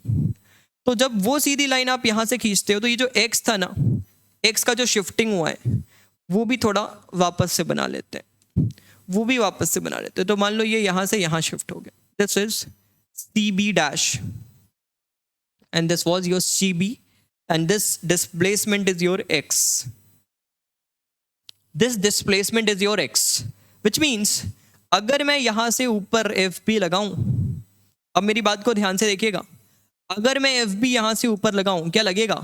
जी हाँ बिल्कुल लगेगा। तो ये एफ बी यहां से ऊपर लग गया। सर एम जी कैसा लगा? एम जी यहां से ऐसा नीचे लगा। अब टॉर्क चेक कर लो यार, अब टॉर्क चेक कर लो, एम जी एफ बी, अभी भी बोल सकते हो सेंटर ऑफ बायंसी से सेंटर ऑफ मास ऊपर है, अभी भी सेंटर ऑफ बायंसी से सेंटर ऑफ मास ऊपर है। तो आपको पीछे से चिल्लाना है अनस्टेबल अनस्टेबल, और मेरा कहना होगा नहीं है, अनस्टेबल नहीं है। अच्छा कैसे, कैसे नहीं है, चेक करो, चेक करो। इसके अबाउट टॉर्क लिख लूं या फिर इसके अबाउट टॉर्क लूं, कहीं से भी टॉर्क लिख लो। इसके अबाउट भी अगर लिखना है, इसके अबाउट भी अगर लिखना है तो कैसे लिखेंगे? देखो ये ऐसा आया, इसका टॉर्क कैसा बना, इसका टॉर्क कैसा बना, ऐसा बना। तो अब आपको पता चल रहा है टॉर्क ऐसा बन रहा है सर, टॉर्क ऐसा बन रहा है, इसको वापस से घुमाना चाह रहा है, ये इसको वापस से घुमाना चाह रहा है। तो आप बोल सकते हैं this is the nature of the torque in this case. तो सेंटर ऑफ मास जब लोअर हुआ, जब सेंटर ऑफ मास नीचे आया, इतना नीचे नहीं आया कि सेंटर ऑफ बायंसी से भी नीचे हो गया, नहीं, ऐसा नहीं है। सिर्फ सेंटर ऑफ मास का जो लोकेशन था वो नीचे किए, सेंटर ऑफ मास का लोकेशन जो है वो नीचे किए। तो क्या देखने को मिला, तो क्या देखने को मिला, देखने को ऐसा मिला कि बॉडी अब चला रहा है, बॉडी का अब कहना है कि मैं स्टेबल हो चुका हूं। बॉडी का क्या कहना है, मैं स्टेबल हो चुका हूं। इसका मतलब क्या है कि अब मैं यहां से बोल सकता हूं कि this is in stable state, ये एक स्टेबल इक्विलिब्रियम पर आ चुका है, ये एक स्टेबल इक्विलिब्रियम पर आ चुका है। जी हाँ बिल्कुल, ये कैसा आ चुका है, स्टेबल इक्विलिब्रियम पर आ चुका है।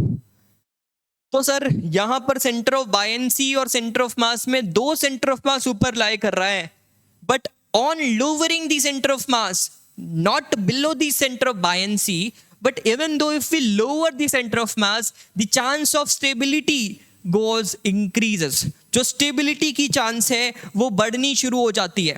तो यहां से क्या कंक्लूड कर रहा हूं, यहां से क्या कंक्लूड कर रहा हूं कि as the center of mass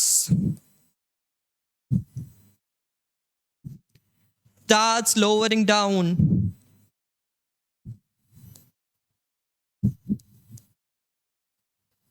the stability of partially submerged body, partially submerged bodies increases, क्या हो जाता है, बढ़ जाता है।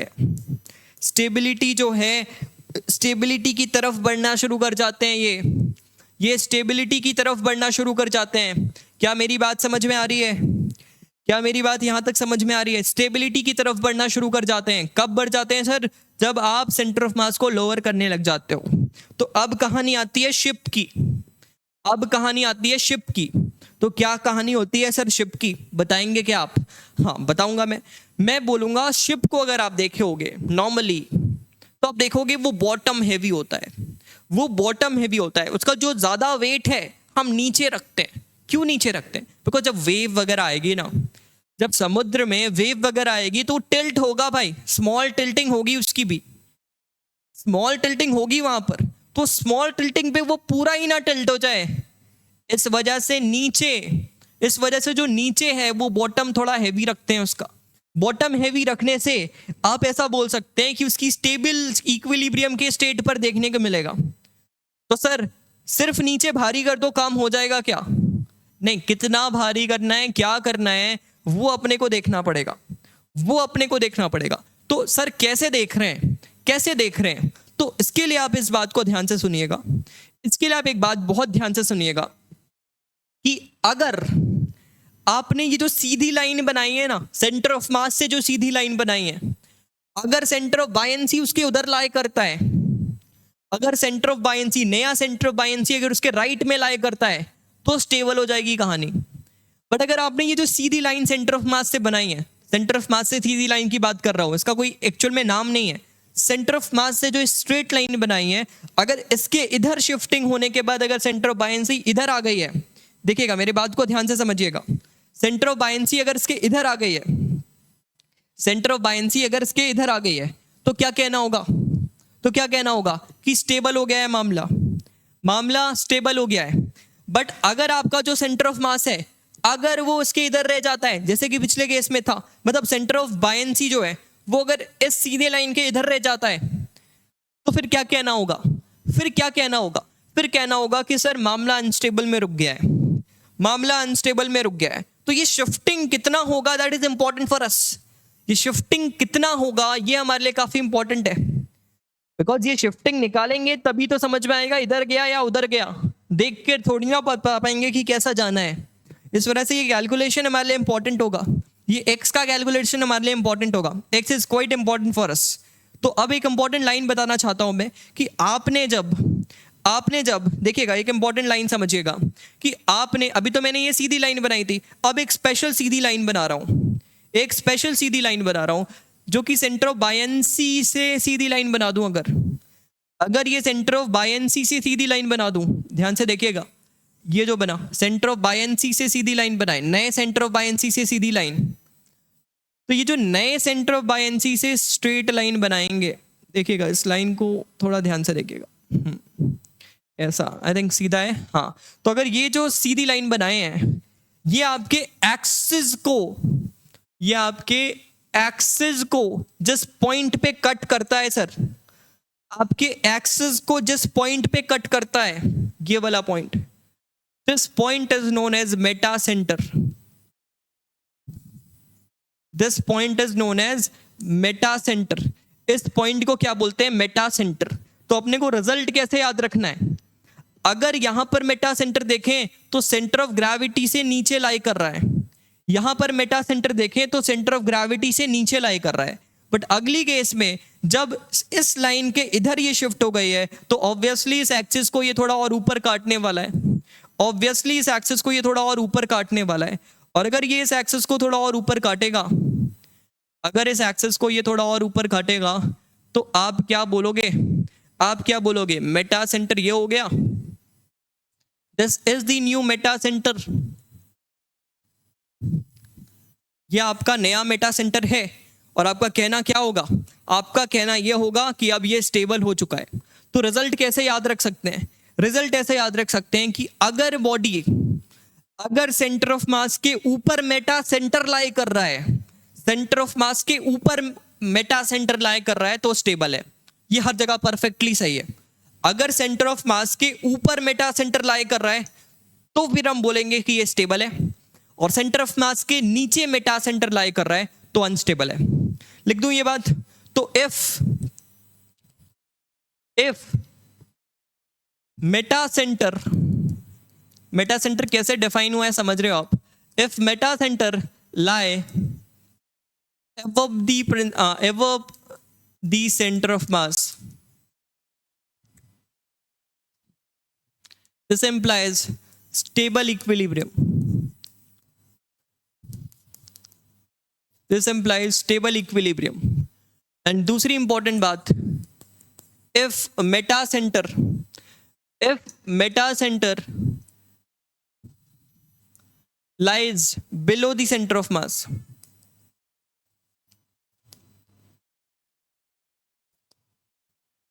this implies unstable. तो इस बात को आप यहां पर भी देख सकते हैं, इस फिगर में बहुत अच्छी तरह से वो सारी चीजों को दिखाया गया है, दोनों केसेस को। दो से बढ़िया मैंने भी बनाकर दिखाया आपको पहले भी, उसमें कोई खास बात नहीं है। बट अगर आप देखें कि इस केस में आपका जो सेंटर ऑफ बायंसी है, जो आपका सेंटर ऑफ बायंसी है, मेटा सेंटर ऊपर आ रहा है ना, ये जो मैंने स्ट्रेट लाइन खींची उसके इधर आ रहा है ना, ये नया सेंटर ऑफ बायंसी। तो मेटा सेंटर ये लाई कर रहा है ना, ये मेटा सेंटर है, इसका मेटा सेंटर देखो यहां पर मेटा सेंटर।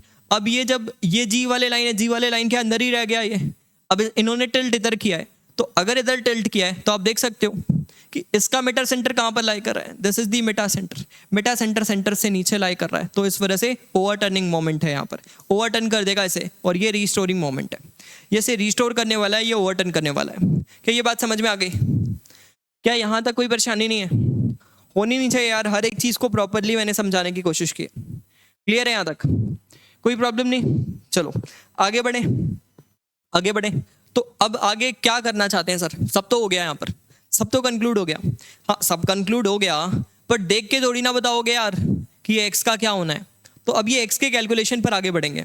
तो we want to calculate this X, इस एक्स को मैं कैलकुलेट करना चाहूंगा, और इस एक्स को कैलकुलेट करने के लिए मैं अपने पुराने फिगर के साथ वापस आना चाहूंगा। इस एक्स को कैलकुलेट करने के लिए मैं अपने पुराने फिगर के साथ वापस आना चाहूंगा। देखिएगा ये पुराना फिगर मेरा। तो next is calculation of x. Analysis through derivation. तो डेरिवेशन के थ्रू एनालिसिस करते हैं, 2 मिनट का पॉज लेते हैं, फिर उसके बाद इसको डिराइव करते हुए वीडियो को एंड करेंगे।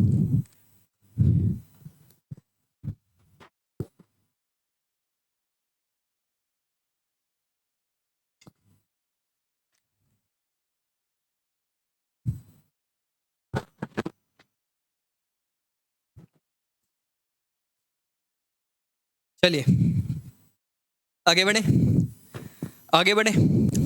देखिएगा, ये डेरिवेशन इंपॉर्टेंट है हमारे लिए। तो ये कितना शिफ्ट हुआ, this is what we want to calculate. ये एक्स मुझे कैलकुलेट करना है। तो for this X what do we need, हमें क्या चाहिए, ये एक्स है क्या। तो this X is the location of the new centre of mass. जो नया सेंटर ऑफ मास है उसका लोकेशन है।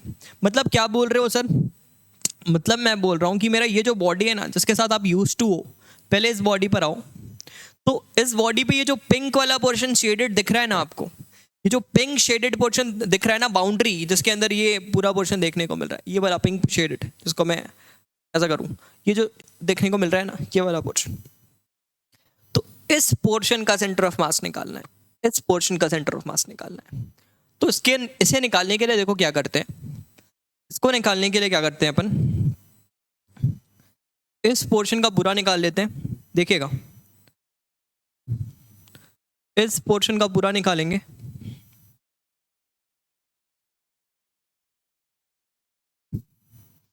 तो मैंने कितने एक्स्ट्रा मास ले लिए, ये वाले मास एक्स्ट्रा ले लिए जो कि था नहीं, और ये वाले मास नहीं लिए, ऐसा है ना। तो काम चल जाएगा क्या, नहीं चलेगा, नहीं चलेगा। तो पहले इस पूरे मास का ले लो, साथ में इस वाले मास के सेंटर ऑफ मास का जो टर्म है उसको नेगेटिव मास इस पे चढ़ा दो।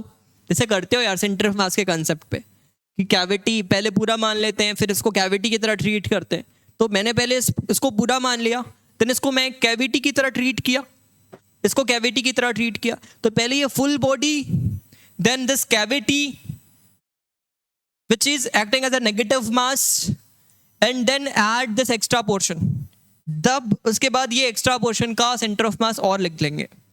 तो फिर मैं बोल सकता हूं कि मुझे इस पूरे बॉडी का सेंटर ऑफ मास मिल गया है। क्या ऐसा ही है, क्या ऐसा ही है, सोचिएगा, सोचिएगा ऐसा ही है। तो इसके लिए मैं क्या करूंगा, देखो इसके लिए मैं क्या करूंगा, ध्यान से देखिएगा।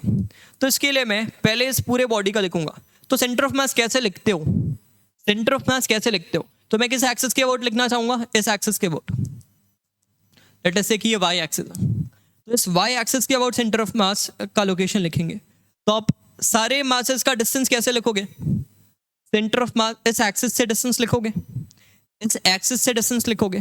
तो इसके लिए आप क्या करने वाले हो, इस छोटे से इस पोर्शन का छोटा सा मास dm और ये वाला डिस्टेंस y। तो आप क्या करोगे, dm इंटू वाई, ये वाला जो भी डिस्टेंस है y, तो m1 r1 plus m2 r2, इसका इंटीग्रेशन अपॉन ये टोटल मास। ऐसे ही तो करने वाले हो, ऐसे ही तो करने वाले हो, ऐसे ही तो करने वाले हो। तो अगर आप पूरे मास का लिखोगे, जब ये इंटीग्रेशन आप इस पूरे बॉडी के लिए बनाओगे, तो ये जो आ रहा है ये एक्चुअल में आएगा क्या, this is the Y C O M ना, मतलब ये वाली डिस्टेंस आएगी कि वाई एक्सिस से कितना दूर है। तो ये टर्म तो जीरो हो जाएगा ना, बिकॉज ये इस पूरे पोर्शन का सेंटर ऑफ मास तो यही था सर, सेंटर ऑफ मास तो यही था। तो पहले वाले टर्म का जीरो आ जाएगा, पहले वाले टर्म का जीरो हो जाएगा। फिर बचता है इसका वाई एक्सिस के अबाउट। तो इसके लिए मुझे लिखना पड़ेगा, इसके लिए मुझे लिखना पड़ेगा नेगेटिव मास मानते हुए, इसको नेगेटिव मास मानते हुए इसका सेंटर ऑफ मास लिखना पड़ेगा, और इसको पॉजिटिव मास मानते हुए इसका सेंटर ऑफ मास लिखना पड़ेगा। और इन दोनों के लिए भी सेम प्रोसेस अपनाना है, डीएम वाई और फिर उसका जो भी टोटल मास है। क्या क्लियर है? और इन तीनों को ऐड करके मुझे नेट मिल जाने वाला है, इन तीनों को ऐड करके मुझे नेट मिल जाने वाला है। तो यहाँ पर अब देखिएगा मैं क्या बोलना चाह रहा हूँ। तो नीचे आप इसका टोटल मास मत लिखो, आप ये तो ऊपर पूरा सम के, यहाँ पर टोटल मास मतलब ये वाला पूरा मास। तो ये जो टर्म है ये 3 बनेंगे, ऐसे 3 टर्म बनेंगे, एक इस पूरे बॉडी के लिए, देन इसको नेगेटिव मास बनाते हुए, इसको पॉजिटिव मास बनाते हुए। क्या क्लियर है? क्या क्लियर है? तो चलो लिखते हैं। तो मैं कैसा लिखूंगा, पहला टर्म देखिएगा, मैं लिखूंगा कि x की जो वैल्यू है, ये वाली जो डिस्टेंस है, that is equals to integral dm y. Integral dm y मैंने इस वाले पूरे वॉल्यूम को, इस वाले पूरे वॉल्यूम को, अभी मैं आगे अच्छी तरह से प्रूफ करूंगा, पहले आप बस इस वाले फिगर के साथ देखें। इस पूरे वॉल्यूम को लेट अस से मैंने V1 के लिए बोला, तो ये मैंने किसके लिए किया? V1 वाले के लिए, ठीक है। Plus integral DM, integral DM इस वाली जगह पर करना है, इस वाली जगह पर करना है। तो इस वाले वॉल्यूम को लेट अस से कि मैंने V2 बोला, V2 और वो भी V2 है, प्लस तीसरा टर्म क्या बनेगा? तीसरा टर्म क्या बनेगा? तीसरा टर्म बनेगा integral dm y for V3 and whole divided by the total mass. तो एक तरह से M1 Y1 plus M2 Y2 plus M3 Y3 सारे मासेस के लिए कर लिए, and this is the total mass. M ये कौन सा मास है? ये एक तरह से मास सबमर्ज्ड है, ठीक है। This is the total mass which can be written as density into volume. Mass को डेंसिटी इनटू वॉल्यूम लिख सकते हैं ना, तो ये जो मास है या बोल सकते हो इस पोर्शन का मास है। कौन से पोर्शन का? इस वाले पोर्शन का। देखिएगा सर, लिक्विड का मास लिखें, किसका मास लिखें? अरे अभी अपन को यहाँ इसके अंदर कुछ भी भर दो ना, इसके अंदर कुछ भी भर दो, उसके लिए सेंटर ऑफ मास लिखना है। क्या फर्क पड़ता है? लिक्विड भरे हो, सॉलिड भरे हो, लिक्विड क्या भरे हो, फर्क नहीं पड़ता ना, सेंटर ऑफ मास तो वहीं रहेगा। अगर यूनिफॉर्म डेंसिटी का भर रहे हो तो उसके ऊपर डिपेंड नहीं करेगी, डेंसिटी पे डिपेंड नहीं करेगी। अगर डेंसिटी यूनिफॉर्म है तो डिपेंड नहीं करेगी। तो यूनिफॉर्म डेंसिटी का मैंने कुछ भी भर दिया, उसके हिसाब से एम लिख दिया हूँ, ठीक है। तो ये डीएम को भी डेंसिटी के फॉर्म पे लिख लेंगे, इस डीएम को भी डेंसिटी के फॉर्म पे लिख लेंगे।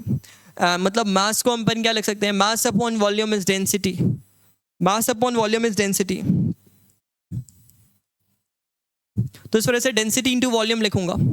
डेंसिटी इंटू वॉल्यूम लिखते हुए मैं यहाँ पर चीज़ों को लिखूंगा। तो देखिएगा, अब मैं अगर इस जगह पर आ जाऊँ, इस फिगर पर आ जाऊँ, तो यहाँ पर मैं क्या लिखने वाला हूँ, ध्यान से देखिएगा। अब मैं इसको मास अपॉन वॉल्यूम के अगर फॉर्म पे लिखूँ तो आप देखो क्या लिखूंगा। डीएम को क्या लिखने वाला हूँ, ध्यान से देखिएगा, मेरी बात को समझिएगा। इस डीएम को क्या लिखने वाला हूँ? इस डीएम को मैं लिखूंगा डेंसिटी इनटू वॉल्यूम, ये V1 वाला जो भी वॉल्यूम है, लेकिन V1 मुझे dV1 लिखना पड़ेगा, और Y डेंसिटी डेंसिटी डेंसिटी हर जगह से कैंसिल हो जा रहा है, तो डेंसिटी नहीं भी लिखोगे तो चलेगा।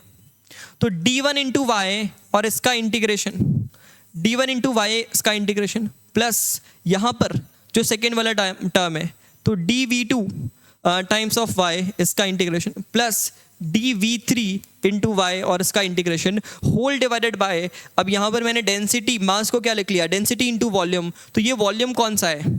सबमर्ज्ड वॉल्यूम है ना, बिकॉज सबमर्ज्ड जगह पर ही तो हमने मास लिखा था, उस सबमर्ज्ड जगह पर। तो ये जितना पोर्शन डूबा हुआ है वाली वॉल्यूम है, and that is equals to x, and that is equals to x। Is it clear? Is it clear? क्या ये क्लियर है आप सबको?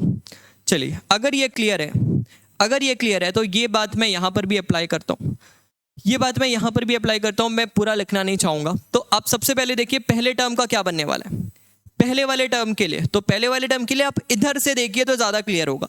तो सारे मासेस का सेंटर ऑफ मास निकाल रहा हूँ मैं इस पोर्शन का, और उसका मैंने किससे डिस्टेंस देखना है? इस वाले y एक्सिस से। तो वो तो जीरो ही आएगा ना, बिकॉज y एक्सिस पर ही तो लाई कर रहा है वो सेंटर ऑफ मास। तो पहला टर्म जीरो हो गया, पहला टर्म जीरो हो गया, बिल्कुल सही है। दूसरे टर्म के बारे में बात करते हैं, और उसके लिए मैं इस फिगर पर आऊँगा, उसके लिए मैं इस फिगर पर आऊँगा। देखिएगा, ये सबमर्ज्ड वॉल्यूम है, तो दूसरे वाले के लिए ये वाला जो डिस्टेंस है, लेट अस से कि ये डिस्टेंस y जो मैं बोल रहा था, उसको थोड़ी देर के लिए मैं x बोलता हूँ, थोड़ी देर के लिए x बोलता हूँ, या फिर y बोलना है तो y बोल लो, बट इन्होंने x बोला है इस वजह से x बोल रहा हूँ। तो ये डिस्टेंस x है, और साथ में ये dx, ये dx है। ये अंदर l लेंथ का है, ये अंदर l लेंथ का है, अंदर l लेंथ का है। ये तो उसका साइड पोर्शन दिख रहा है ना डूबा हुआ, तो अंदर l लेंथ का है। तो ये जो वॉल्यूम होगा सर, ये जो वॉल्यूम होगा वो ये वाला एरिया इंटू एल होगा, ये वाला एरिया इंटू एल होगा। तो ये डिस्टेंस, अगर ये थीटा एंगल इधर से मुड़ा है, अगर ये वाला टिल्टेड एंगल थीटा है, तो आप बोल सकते हो ना ये एंगल भी थीटा है। और अगर ये एंगल थीटा है, अगर ये वाला एंगल थीटा है, तो this is x tan theta, this is x tan theta, and x tan theta into dx is this area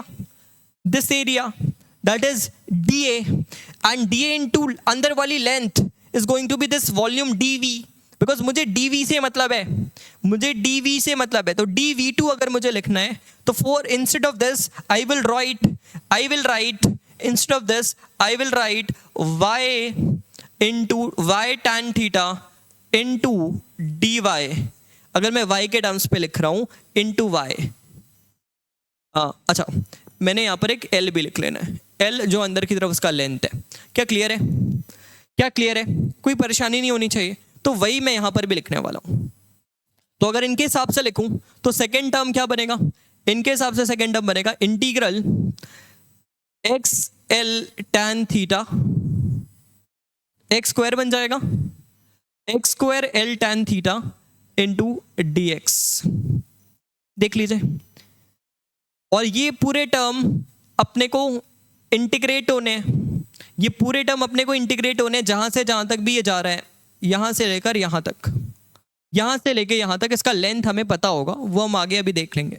इसका जो भी लेंथ है ये हमें पता होगा। तो लेट अस से कि ये डिस्टेंस ये 0 है, ये प्लस एल है, तो इसका मैंने एल मत लो, अब बी ले लो, डी ले लो, जो भी है बी ले लिया मान लो। तो ये वाला लेंथ भी इन्होंने शायद दिखाया होगा ये लेंथ क्या, अगर नहीं दिखाया तो मैं ऐसे बी की तरह देख रहा हूँ। और ये वाले को मुझे नेगेटिव मास देखना है, और इसका जो कोऑर्डिनेट है वो भी नेगेटिव है, इसका जो कोऑर्डिनेट है वो भी नेगेटिव है। तो देखना इसका टर्म क्या बनेगा, इसका टर्म क्या बनेगा, ये जो तीसरा टर्म है, ये जो तीसरा टर्म है, अगर आप देखें इसे, अगर आप देखें इसे, तो मुझे इसे क्या करना है, मुझे इसे क्या करना है, मुझे इसे माइनस करना है, मुझे इसे प्लस नहीं करना है। क्यों क्यों प्लस नहीं करना है सर?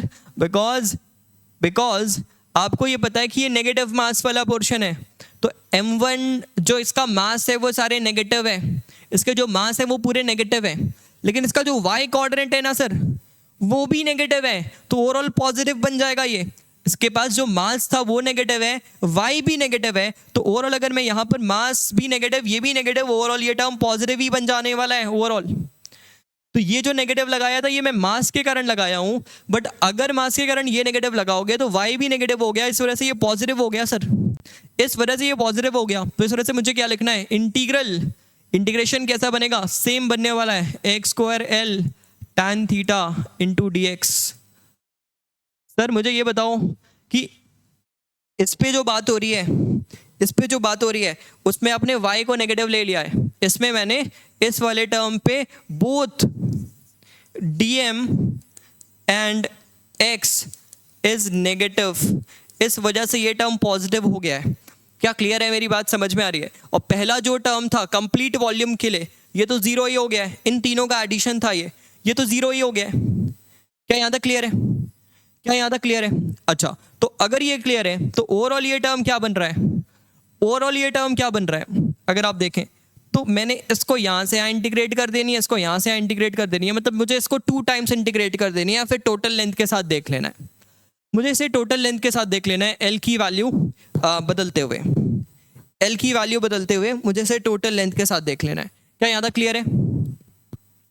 क्या यहाँ तक क्लियर है? अब देखिएगा, मेरी बात को ध्यान से समझिएगा।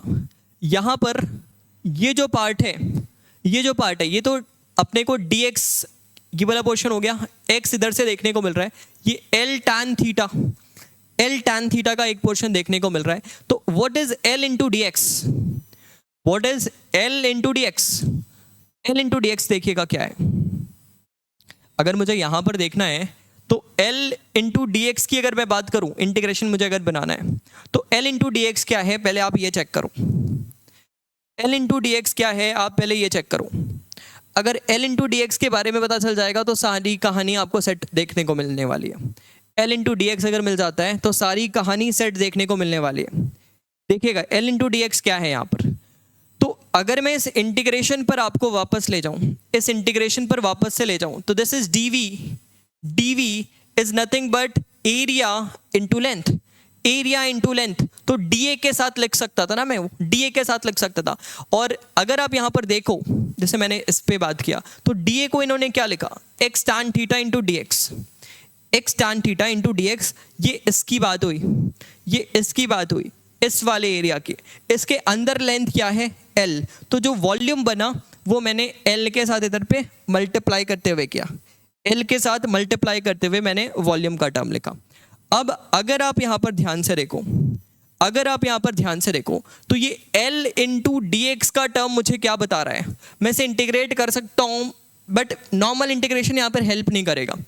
बट अगर मैं इसे ऐसा लिखूं कि L इंटू डी एक्स क्या है, अगर आप ये ध्यान से देख लें, इस बात को बहुत ध्यान से समझिएगा कि अगर मैं आपको दिखाऊं कि ये कुछ ऐसा है ना, पीछे अगर ये कुछ ऐसा है, बहुत ध्यान से देखिएगा, ये पीछे कैसा है, पीछे कुछ ऐसा है सर, पीछे ये कुछ ऐसा है। तो अगर ये पीछे कुछ ऐसा है तो L किसे बोल रहे हो? चलो इसका फिगर मैं अगली पेज में बनाता हूँ, इसका फिगर अगली पेज में बनाता हूँ जिससे आपको क्लियर हो। देखना, तो उस इंटीग्रेशन टर्म को कैसे सॉल्व करना है उसके बारे में देखिएगा। तो अभी आप इसको एज अ dx मत देखिए, ये जो मैं प्लेन बना रहा हूँ ये पीछे का प्लेन बना हुआ है, ये पीछे का प्लेन बना हुआ है। तो ये वाला जो लेंथ है ये आप बोल सकते हैं L है, ये पूरा लेंथ L है, और ये जो एक्सिस है, ये जो एक्सिस है, ये जो मैंने एक्सिस बनाया है, ये जो एक्सिस बनाया है, हमने डिस्टेंस कौन सा लिया है? ये वाला डिस्टेंस, हमने डिस्टेंस कौन सा लिया है? x, ये डिस्टेंस लिया है। अगर मैं आपको यहाँ पर एक एक्सिस इसके पैरेलल बनाकर दूं, देखिएगा ये जो प्लेन बना है सर, ये इसका सरफेस है ना, सरफेस जो देखने को मिलेगा ना, इसका सरफेस, इसको वाटर लाइन बोलते हैं। इसको क्या बोलते हैं? Water line. देखो ये वाटर लाइन जो लिखा हुआ है ना, इस वाले को बोल रहा हूँ, ये जो ऊपर देखने को मिल रहा है ना, ये वाटर लाइन है, ये वाटर लाइन है अपना। तो ये वाटर जहां पर है, ये वाटर के हिसाब से जो एक सीधी लाइन बना दूंगा, एक एरिया बना दूंगा, that is your water line area जो इन्होंने लिखा है। तो आप ऐसा सरफेस देखिए, अगर मान लो यहाँ तक पूरा पानी भरा हुआ होता तो वो जो पानी का लेयर होता ना, that is the water line area, वहां पर वाटर लाइन एरिया उसे बोल रहे हैं। तो अगर मैं आपको विजुअलाइज करा पा रहा हूं तो अभी आप इसको एक इसका टॉप व्यू देख रहे हैं मान लीजिए, तो टॉप से ये ऐसा देखने को मिला, और टॉप का ही एक्सिस क्या हो गया? ये। मैं इस एक्सिस के बारे में बात नहीं कर रहा हूं, इस एक्सिस के बारे में बात नहीं कर रहा हूं, मैं उस एक्सिस के बारे में बात कर रहा हूं जो कि सरफेस के साथ ऐसा पैरेलल है, जो कि सरफेस के साथ ऐसा पैरेलल है। देखिए ये वाले एक्सिस के बारे में बात कर रहा हूं, इस वाले एक्सिस के बारे में बात कर रहा हूं। तो यहां से डिस्टेंस क्या है सर? x। यहां से डिस्टेंस क्या है? x। अब ये क्या है सर? ये क्या है? ये वाला एरिया क्या है? अगर आप देखें, हमें लिखना है इंटीग्रल L dx, तो ये dx है, ये dx है, और L क्या है? L ये है। तो ये वाला एरिया हो गया क्या? अगर आप ध्यान से देखें तो ये वाला एरिया हो गया क्या? L dx। L dx, इसे dA लिख सकता हूं, dA वाटर लाइन, DAW लिख लूं क्या? स्मॉल वाटर लाइन एरिया, इसको लिख सकता हूं क्या? Small water line area. तो यहां पर जो इंटीग्रेशन में टर्म बना है, ये जो इंटीग्रेशन पे टर्म बना है, तो इसमें ऐसा लिख सकता हूं क्या? a स्क्वायर, tan थीटा को थोड़ी देर के लिए बाहर रखो, tan थीटा को थोड़ी देर के लिए बाहर रखो, 2 के टर्म को रख लो, अगर 2 आ रहा है तो 2 का टर्म आ रहा है तो रख लो, कोई प्रॉब्लम नहीं है, लेकिन 2 भी लिखने की जरूरत नहीं है, 2 भी लिखने की जरूरत नहीं है। अभी मैं आपको बता रहा हूं कैसे। तो ये 2 भी लिखने की जरूरत नहीं है, tan थीटा हो गया x स्क्वायर, और ये जो L dx है ना, इसको मैं DAW बोल रहा हूं, इसको मैं DAW बोल रहा हूं। क्या क्लियर है? ये पहला टर्म हो गया। तो अगर ये पहला टर्म हो गया तो x square DAW, x square DAW, और दूसरे के लिए भी क्या होगा? tan theta integral x square DAW। What is this x square DAW? क्या पता है आपको x स्क्वायर DAW क्या है? क्या पता है आपको ये x स्क्वायर DAW क्या है? मेरी बात को ध्यान से समझिएगा, ये क्या x स्क्वायर DAW आपको पता है? मैंने पहले पढ़ाया आपको ये फ्लूइड स्टैटिक में। क्या है x स्क्वायर DAW? ये x स्क्वायर DAW क्या है? तो अगर ये x स्क्वायर DAW की बात करूं मैं, तो x स्क्वायर DAW अगर मैं आपको याद दिलाऊं तो ये एरियल मोमेंट ऑफ इनर्शिया है, ये एरियल मोमेंट ऑफ इनर्शिया है। कैसे सर? ये बात कैसे बोल रहा हूं? देखिए कैसे बोल रहा हूं। अगर आपको याद हो, अगर आपको याद हो कि अगर मैं यहां पर x स्क्वायर, अगर मोमेंट ऑफ इनर्शिया का रिजल्ट याद करें, मोमेंट ऑफ इनर्शिया का रिजल्ट याद रख करें एक बार, तो x स्क्वायर इंटू DAW, ये हो गया एरिया। अगर मैं इसमें सिग्मा से मल्टीप्लाई कर दूं, सिग्मा से मल्टीप्लाई कर दूं, तो what is this? This is dm। तो सिग्मा से मल्टीप्लाई करने पर ये उस वाटर लाइन का छोटा सा मास हो गया ना, dm। ये छोटा सा मास हो गया, वाटर लाइन का छोटा सा मास हो गया dm। और अगर मैं यहां पर इसे सिग्मा से डिवाइड भी कर दूं, अगर मैं इसे सिग्मा से डिवाइड भी कर दूं तो मैंने कोई चेंज तो किया नहीं, इसका इंटीग्रेशन बना दिया, इसका इंटीग्रेशन बना दिया। तो अगर आप देखो तो X square D M X square times of sigma, what is this, D M X square times of sigma. तो ये D M X square is moment of inertia about that horizontal parallel axis. ये कौन से axis के about बन रहा है moment of inertia sir, एक बार बताओगे क्या, ये कौन से एक्सिस के अबाउट मोमेंट ऑफ इनर्शिया बन रहा है। अब देखो सारे डिस्टेंस आप यहां से ले रहे हो x, तो सारे मासेस का डिस्टेंस यहां से लिया गया है, तो इस एक्सिस के अबाउट मोमेंट ऑफ इनर्शिया बन रहा है। किस पोर्शन का, इस पोर्शन का। ये पहले इंटीग्रेशन से मिला और दूसरे इंटीग्रेशन से इसका मिला, मतलब ओवरऑल वाटर लाइन का moment of inertia, overall water line का एरियल मोमेंट ऑफ इनर्शिया ही ये टर्म मुझे देने वाला है। इस पूरे वाटर लाइन एरिया का एरियल मोमेंट ऑफ इनर्शिया ही मुझे ये टर्म देने वाला है। क्या ये बात समझ रहे हैं, क्या ये बात आप समझ रहे हैं। प्लीज इसको आप थोड़ा ध्यान से देखिए, बिकॉज बहुत इंपॉर्टेंट चीज है ये हमारे लिए। क्या एरियल मोमेंट ऑफ इनर्शिया समझ रहे हैं, बिकॉज इस वाले टर्म को देखिएगा, मैं जो बात कह रहा हूं, ये जो मैं बात कह रहा हूं, इस वाले टर्म को मैं क्या लिखना चाहूंगा, इस वाले टर्म को मैं क्या लिखना चाहूंगा, इस वाले टर्म को मैं लिखना चाहूंगा I about this horizontal axis, मतलब O से पास करता हुआ अंदर की तरफ जो एक्सिस गया है उसके बारे में बात कर रहे हैं। O से अंदर की तरफ जाने वाला एक्सिस, तो I अबाउट दैट एक्सिस, तो उसको मैं IH बोल रहा हूं बाय सिग्मा। इसको बोलते हैं एरियल मोमेंट ऑफ इनर्शिया। ये हम हर शेप के लिए निकाल सकते हैं। तो ये जो आपका ऊपर में ये जो वाटर एक प्लेनर सरफेस बना है ना, इस प्लेनर सरफेस का एरियल मोमेंट ऑफ इनर्शिया हमें लिखना है और फिर हमें उसे tan थीटा से मल्टीप्लाई करते हुए देख लेना है, tan थीटा से मल्टीप्लाई करते हुए देख लेना है। तो ये IH बाय सिग्मा को मैं क्या लिखने वाला हूं, IHH। मैं इसे क्या लिख लेता हूं, IHH। कोई प्रॉब्लम नहीं है। ये एरियल मोमेंट ऑफ इनर्शिया को एक H एक्स्ट्रा लगाते हुए मैंने बता दिया कि ये एरियल मोमेंट ऑफ इनर्शिया है। क्या यहां तक बातें क्लियर है, क्या यहां तक बातें क्लियर है, जो भी बातें कर रहा हूं यहां तक क्लियर है। तो IHH हो गया, इसकी वैल्यू IHH हो गई। तो बस मुझे इंटीग्रेशन समझ में आ गया है कि ये हो गया tan थीटा और IHH इस वाले इंटीग्रेशन से इस हाफ का मिला और इस वाले इंटीग्रेशन से इस हाफ का मिला, मतलब टोटल वाटर लाइन का moment of inertia about the axis which is parallel to the water line area, उसके अबाउट लिखना है। तो मैं बोल सकता हूं IHH यहां पर एक वैल्यू आ गई और साथ में नीचे कुछ था क्या सर, नीचे कुछ था क्या, सोचिएगा नीचे कुछ था क्या, हाँ बिल्कुल था। बिकॉज अगर हम यहां पर ध्यान से देखें तो इस इंटीग्रेशन पे नीचे क्या था m और यहां पर एक क्या आया था, वॉल्यूम सबमर्ज्ड था ना। ये तो अभी हमने सिर्फ ऊपर वाले टर्म को सॉल्व किया ना, नीचे एक वॉल्यूम सबमर्ज्ड भी तो था। तो इस वजह से यहां पर इस पूरे टर्म के नीचे क्या है, एक वॉल्यूम सबमर्ज्ड, इसके नीचे एक कौन सा टर्म है, वॉल्यूम सबमर्ज्ड। इस वजह से मुझे यहां पर लिखना चाहिए IHH upon volume submerged, IHH upon volume submerged tan theta, this is going to be your x। ये आपका x है जो कि शिफ्टिंग कितनी हुई है वो यहां से हम निकाल सकते हैं, यहां से हम निकाल सकते हैं ओवरऑल शिफ्टिंग क्या हुई है। तो आप चाहो तो ये रिजल्ट ही याद रख लो, डेरिवेशन नहीं भी याद रखते हो तो चल जाएगा, बिल्कुल चल जाएगा, बट ये रिजल्ट जरूर याद रखें। IHH upon V submerged into tan theta where theta is the tilting angle. कितना एंगल आपने घुमाया है उससे हम थीटा का नाम दे रहे हैं। आई होप डेरिवेशन समझ में आया होगा, बहुत प्रॉपरली मैंने समझाने की कोशिश की। अगर नहीं समझ में आया है तो प्लीज़ एक बार आप वापस से पीछे कीजिए और पीछे करने के बाद इसे खुद से कैलकुलेट कर लीजिए। तो चलिए एक सवाल पर आएंगे, आपको सब कुछ क्लियरली समझ में आएगा मैं क्या बोलने की कोशिश कर रहा था। तो ये सवाल कुछ ऐसा है, ये बात तो क्लियर हो गया होगा कि IHH इससे ही हम बोल रहे हैं, IHH हम इसे ही बोल रहे हैं कि नॉर्मल मोमेंट ऑफ इनर्शिया जैसे लिखते हो ना, वो नॉर्मल मोमेंट ऑफ इनर्शिया लिखो और उसको बॉडी के सिग्मा से डिवाइड कर दो। सिग्मा मतलब आपको पता है जो भी एरिया बना है उसको मास अपॉन एरिया, मास का टर्म कभी आता नहीं है। मोमेंट ऑफ इनर्शिया में एक मास मान लेना, उस वाटर लाइन एरिया का कुछ भी मास मान लेना और उसके हिसाब से नीचे भी मास का टर्म आएगा। चलो एक सवाल में बताता हूँ कैसे निकालना होता है, ठीक है। चलिए देखते हैं।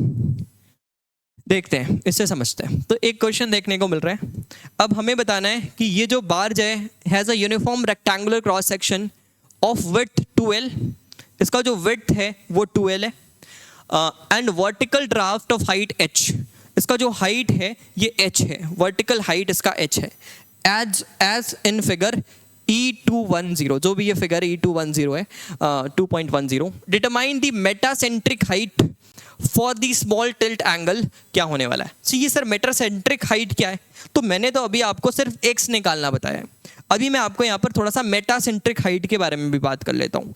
ये मैंने अभी आपको x निकालना सिखाया है, अगर x निकालना सीख गए हो तो फिर चलो आगे आते हैं, एक छोटा सा बात और कर लेते हैं मेटासेंट्रिक हाइट के बारे में। ध्यान से देखिएगा, मेटासेंट्रिक हाइट भी बहुत आसानी से क्लियर होगा। तो इस फिगर को अगर आप वापस से देखें, x आपने कैलकुलेट कर लिया है, x आपने यहाँ पर कैलकुलेट कर लिया है, इस फिगर को अपने साथ ले चलो, इस फिगर को अपने साथ ले चलो। अब देखो ये मेटा सेंटर ऑफ मास से कितना ऊपर है और कितना नीचे है, उसे ही मेटासेंट्रिक हाइट बोल रहे हैं। तो अगर आप देखो तो सेंटर ऑफ मास यहाँ पर बनाया नहीं है शायद इन्होंने, अगर यहाँ पर ही सेंटर ऑफ मास मान लो तो ये वाला जो डिस्टेंस है ना, this distance CM is going to be your metacentric height. ये CM को ही मेटासेंट्रिक हाइट बोला जा रहा है। तो अगर आप फिगर को ध्यान से देखें, अगर हम फिगर को ध्यान से देखें तो इस ट्रायंगल पर अगर मैं आऊँ, इस ट्रायंगल पर अगर मैं आऊँ तो क्या लिखूंगा, ध्यान से देखिएगा, इस ट्रायंगल पर अगर मैं आऊँ तो ये एंगल 90 है, ये इधर शिफ्ट हुआ है, ये वाला ओवरऑल BM है। तो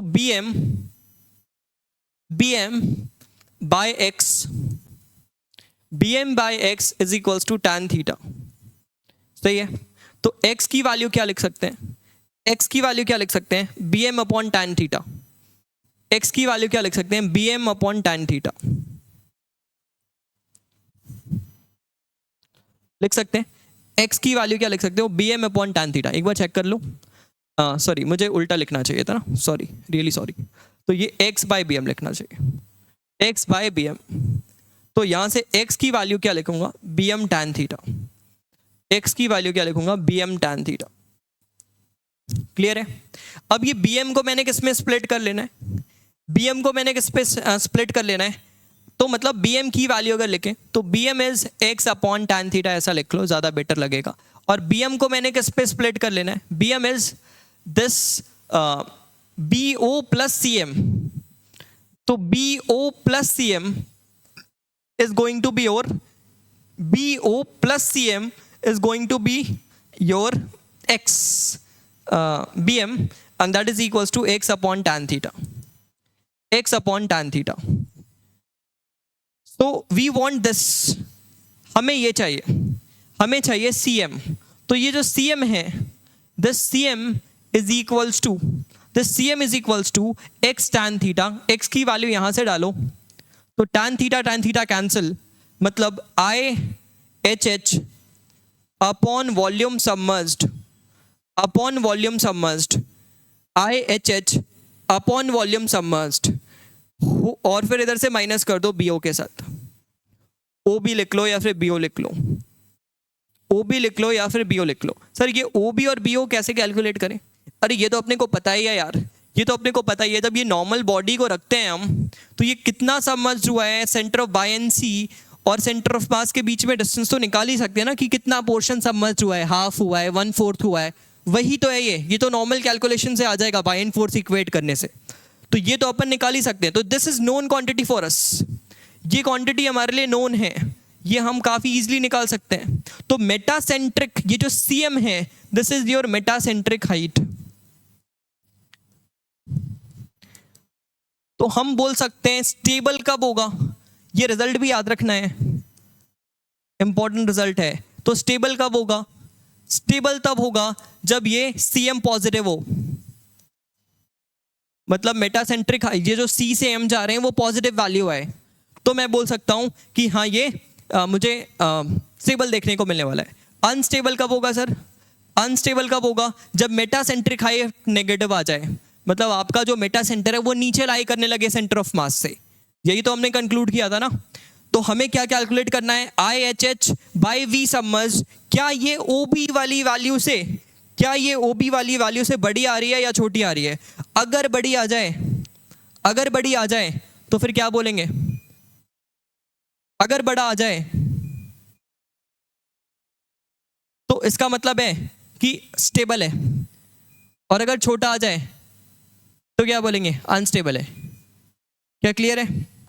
अगर छोटा आ जाए मतलब ये टर्म पॉजिटिव आ जाए, अगर ये टर्म बड़ा आ जाए तो स्टेबल है, अगर ये टर्म छोटा आ जाए इससे तो फिर अनस्टेबल है। ऐसे चेक करना होता है स्टेबिलिटी। तो ये इंपॉर्टेंट रिजल्ट है, ये काफी इंपॉर्टेंट रिजल्ट है। तो एक हमने कैलकुलेट कर लिया था, उसकी मदद से हमने यहाँ पर मेटासेंट्रिक हाइट कैलकुलेट करना सीख लिया है। अब देखिएगा, वो बस रिजल्ट भी याद रख लोगे तो काम चल जाएगा, बट प्रोसेस भी समझ में आना चाहिए हुआ क्या है। इस वजह से मैंने सबको समझाया है। देखिएगा अब इस क्वेश्चन में क्या बोल रहे हैं, एक बार्ज है जिसका यूनिफॉर्म क्रॉस सेक्शन है, जिसका लेंथ आपको 2L देखने को मिल रहा है, ये L है ये भी L है, 2L लेंथ का हुआ ये, and vertical draft of height h, इसका जो वर्टिकल हाइट है वो h हाइट का है। As determine the metacentric height for the small tilt angle, तो सबसे पहले मेटासेंट्रिक हाइट निकालना है इसका। तो मेटासेंट्रिक हाइट के लिए मुझे पता है IHH चाहिए, IHH upon volume submerged, IHH upon volume submerged, this is the metacentric height. ये आपका ओवरऑल बोल सकते हैं। हमें क्या चाहिए इस पे, determine the metacentric height for the small tilt angle. हाँ तो मुझे तो पहले अपन ये टर्म निकालते हैं, पहले तो ये टर्म निकालते हैं, फिर उसके बाद दूसरे टर्म को देखेंगे। तो चलिए इस टर्म के लिए IHH क्या है, ये तो x की वैल्यू निकालना चाह रहे हैं tan थीटा हटाते हुए, तो IHH अपॉन वॉल्यूम सबमर्ज्ड। देखिएगा IHH की अगर बात करें, this IHH can be written as, कैसे लिखें, आप इसके टॉप एरिया को देखो, टॉप एरिया ऐसा देखने को मिलेगा। अंदर की तरफ अगर आप देखें विड्थ 2L है, हाइट कुछ आपको ऐसा देखने को मिल रहा है, विड्थ 2L है, हाइट कुछ ऐसा देखने को मिल रहा है। तो ये वाला लेंथ आपका 2L है,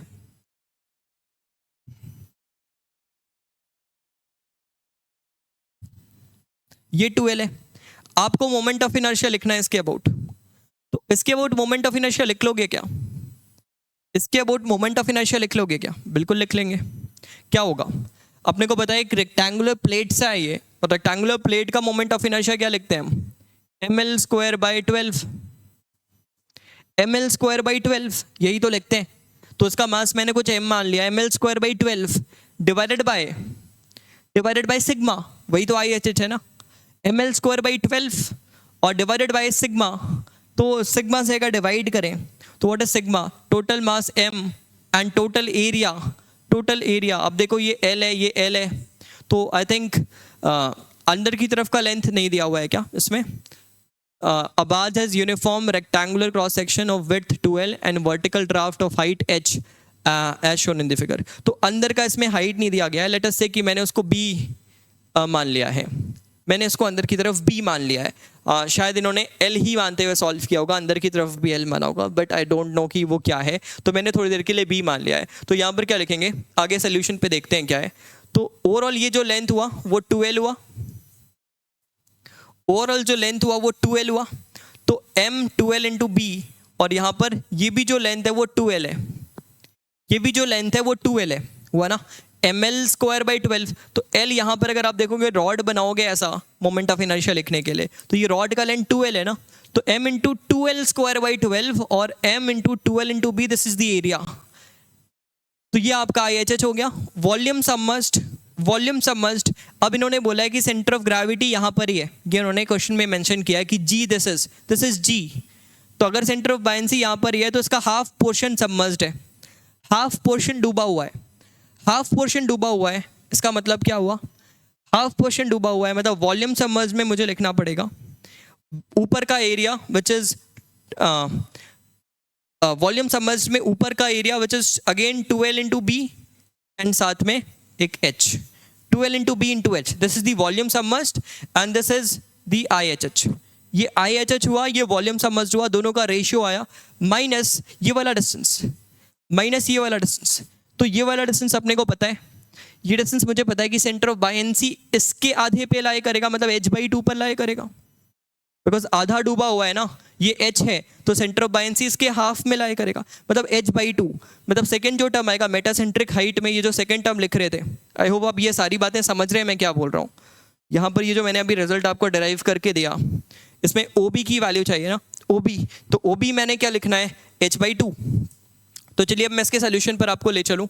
तो आप देखिएगा B, अच्छा इन्होंने भी B माना है, तो this is the I0 which is the area, मतलब which is the moment of inertia, areal moment of inertia times of volume submerged.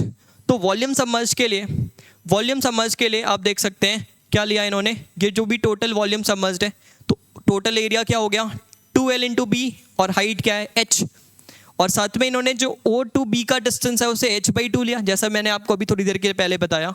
तो यहाँ से जब आपने इसको सॉल्व किया तो ये कुछ ऐसा आ रहा है, ये कुछ ऐसा आ रहा है, this is the metacentric height, this is the metacentric height.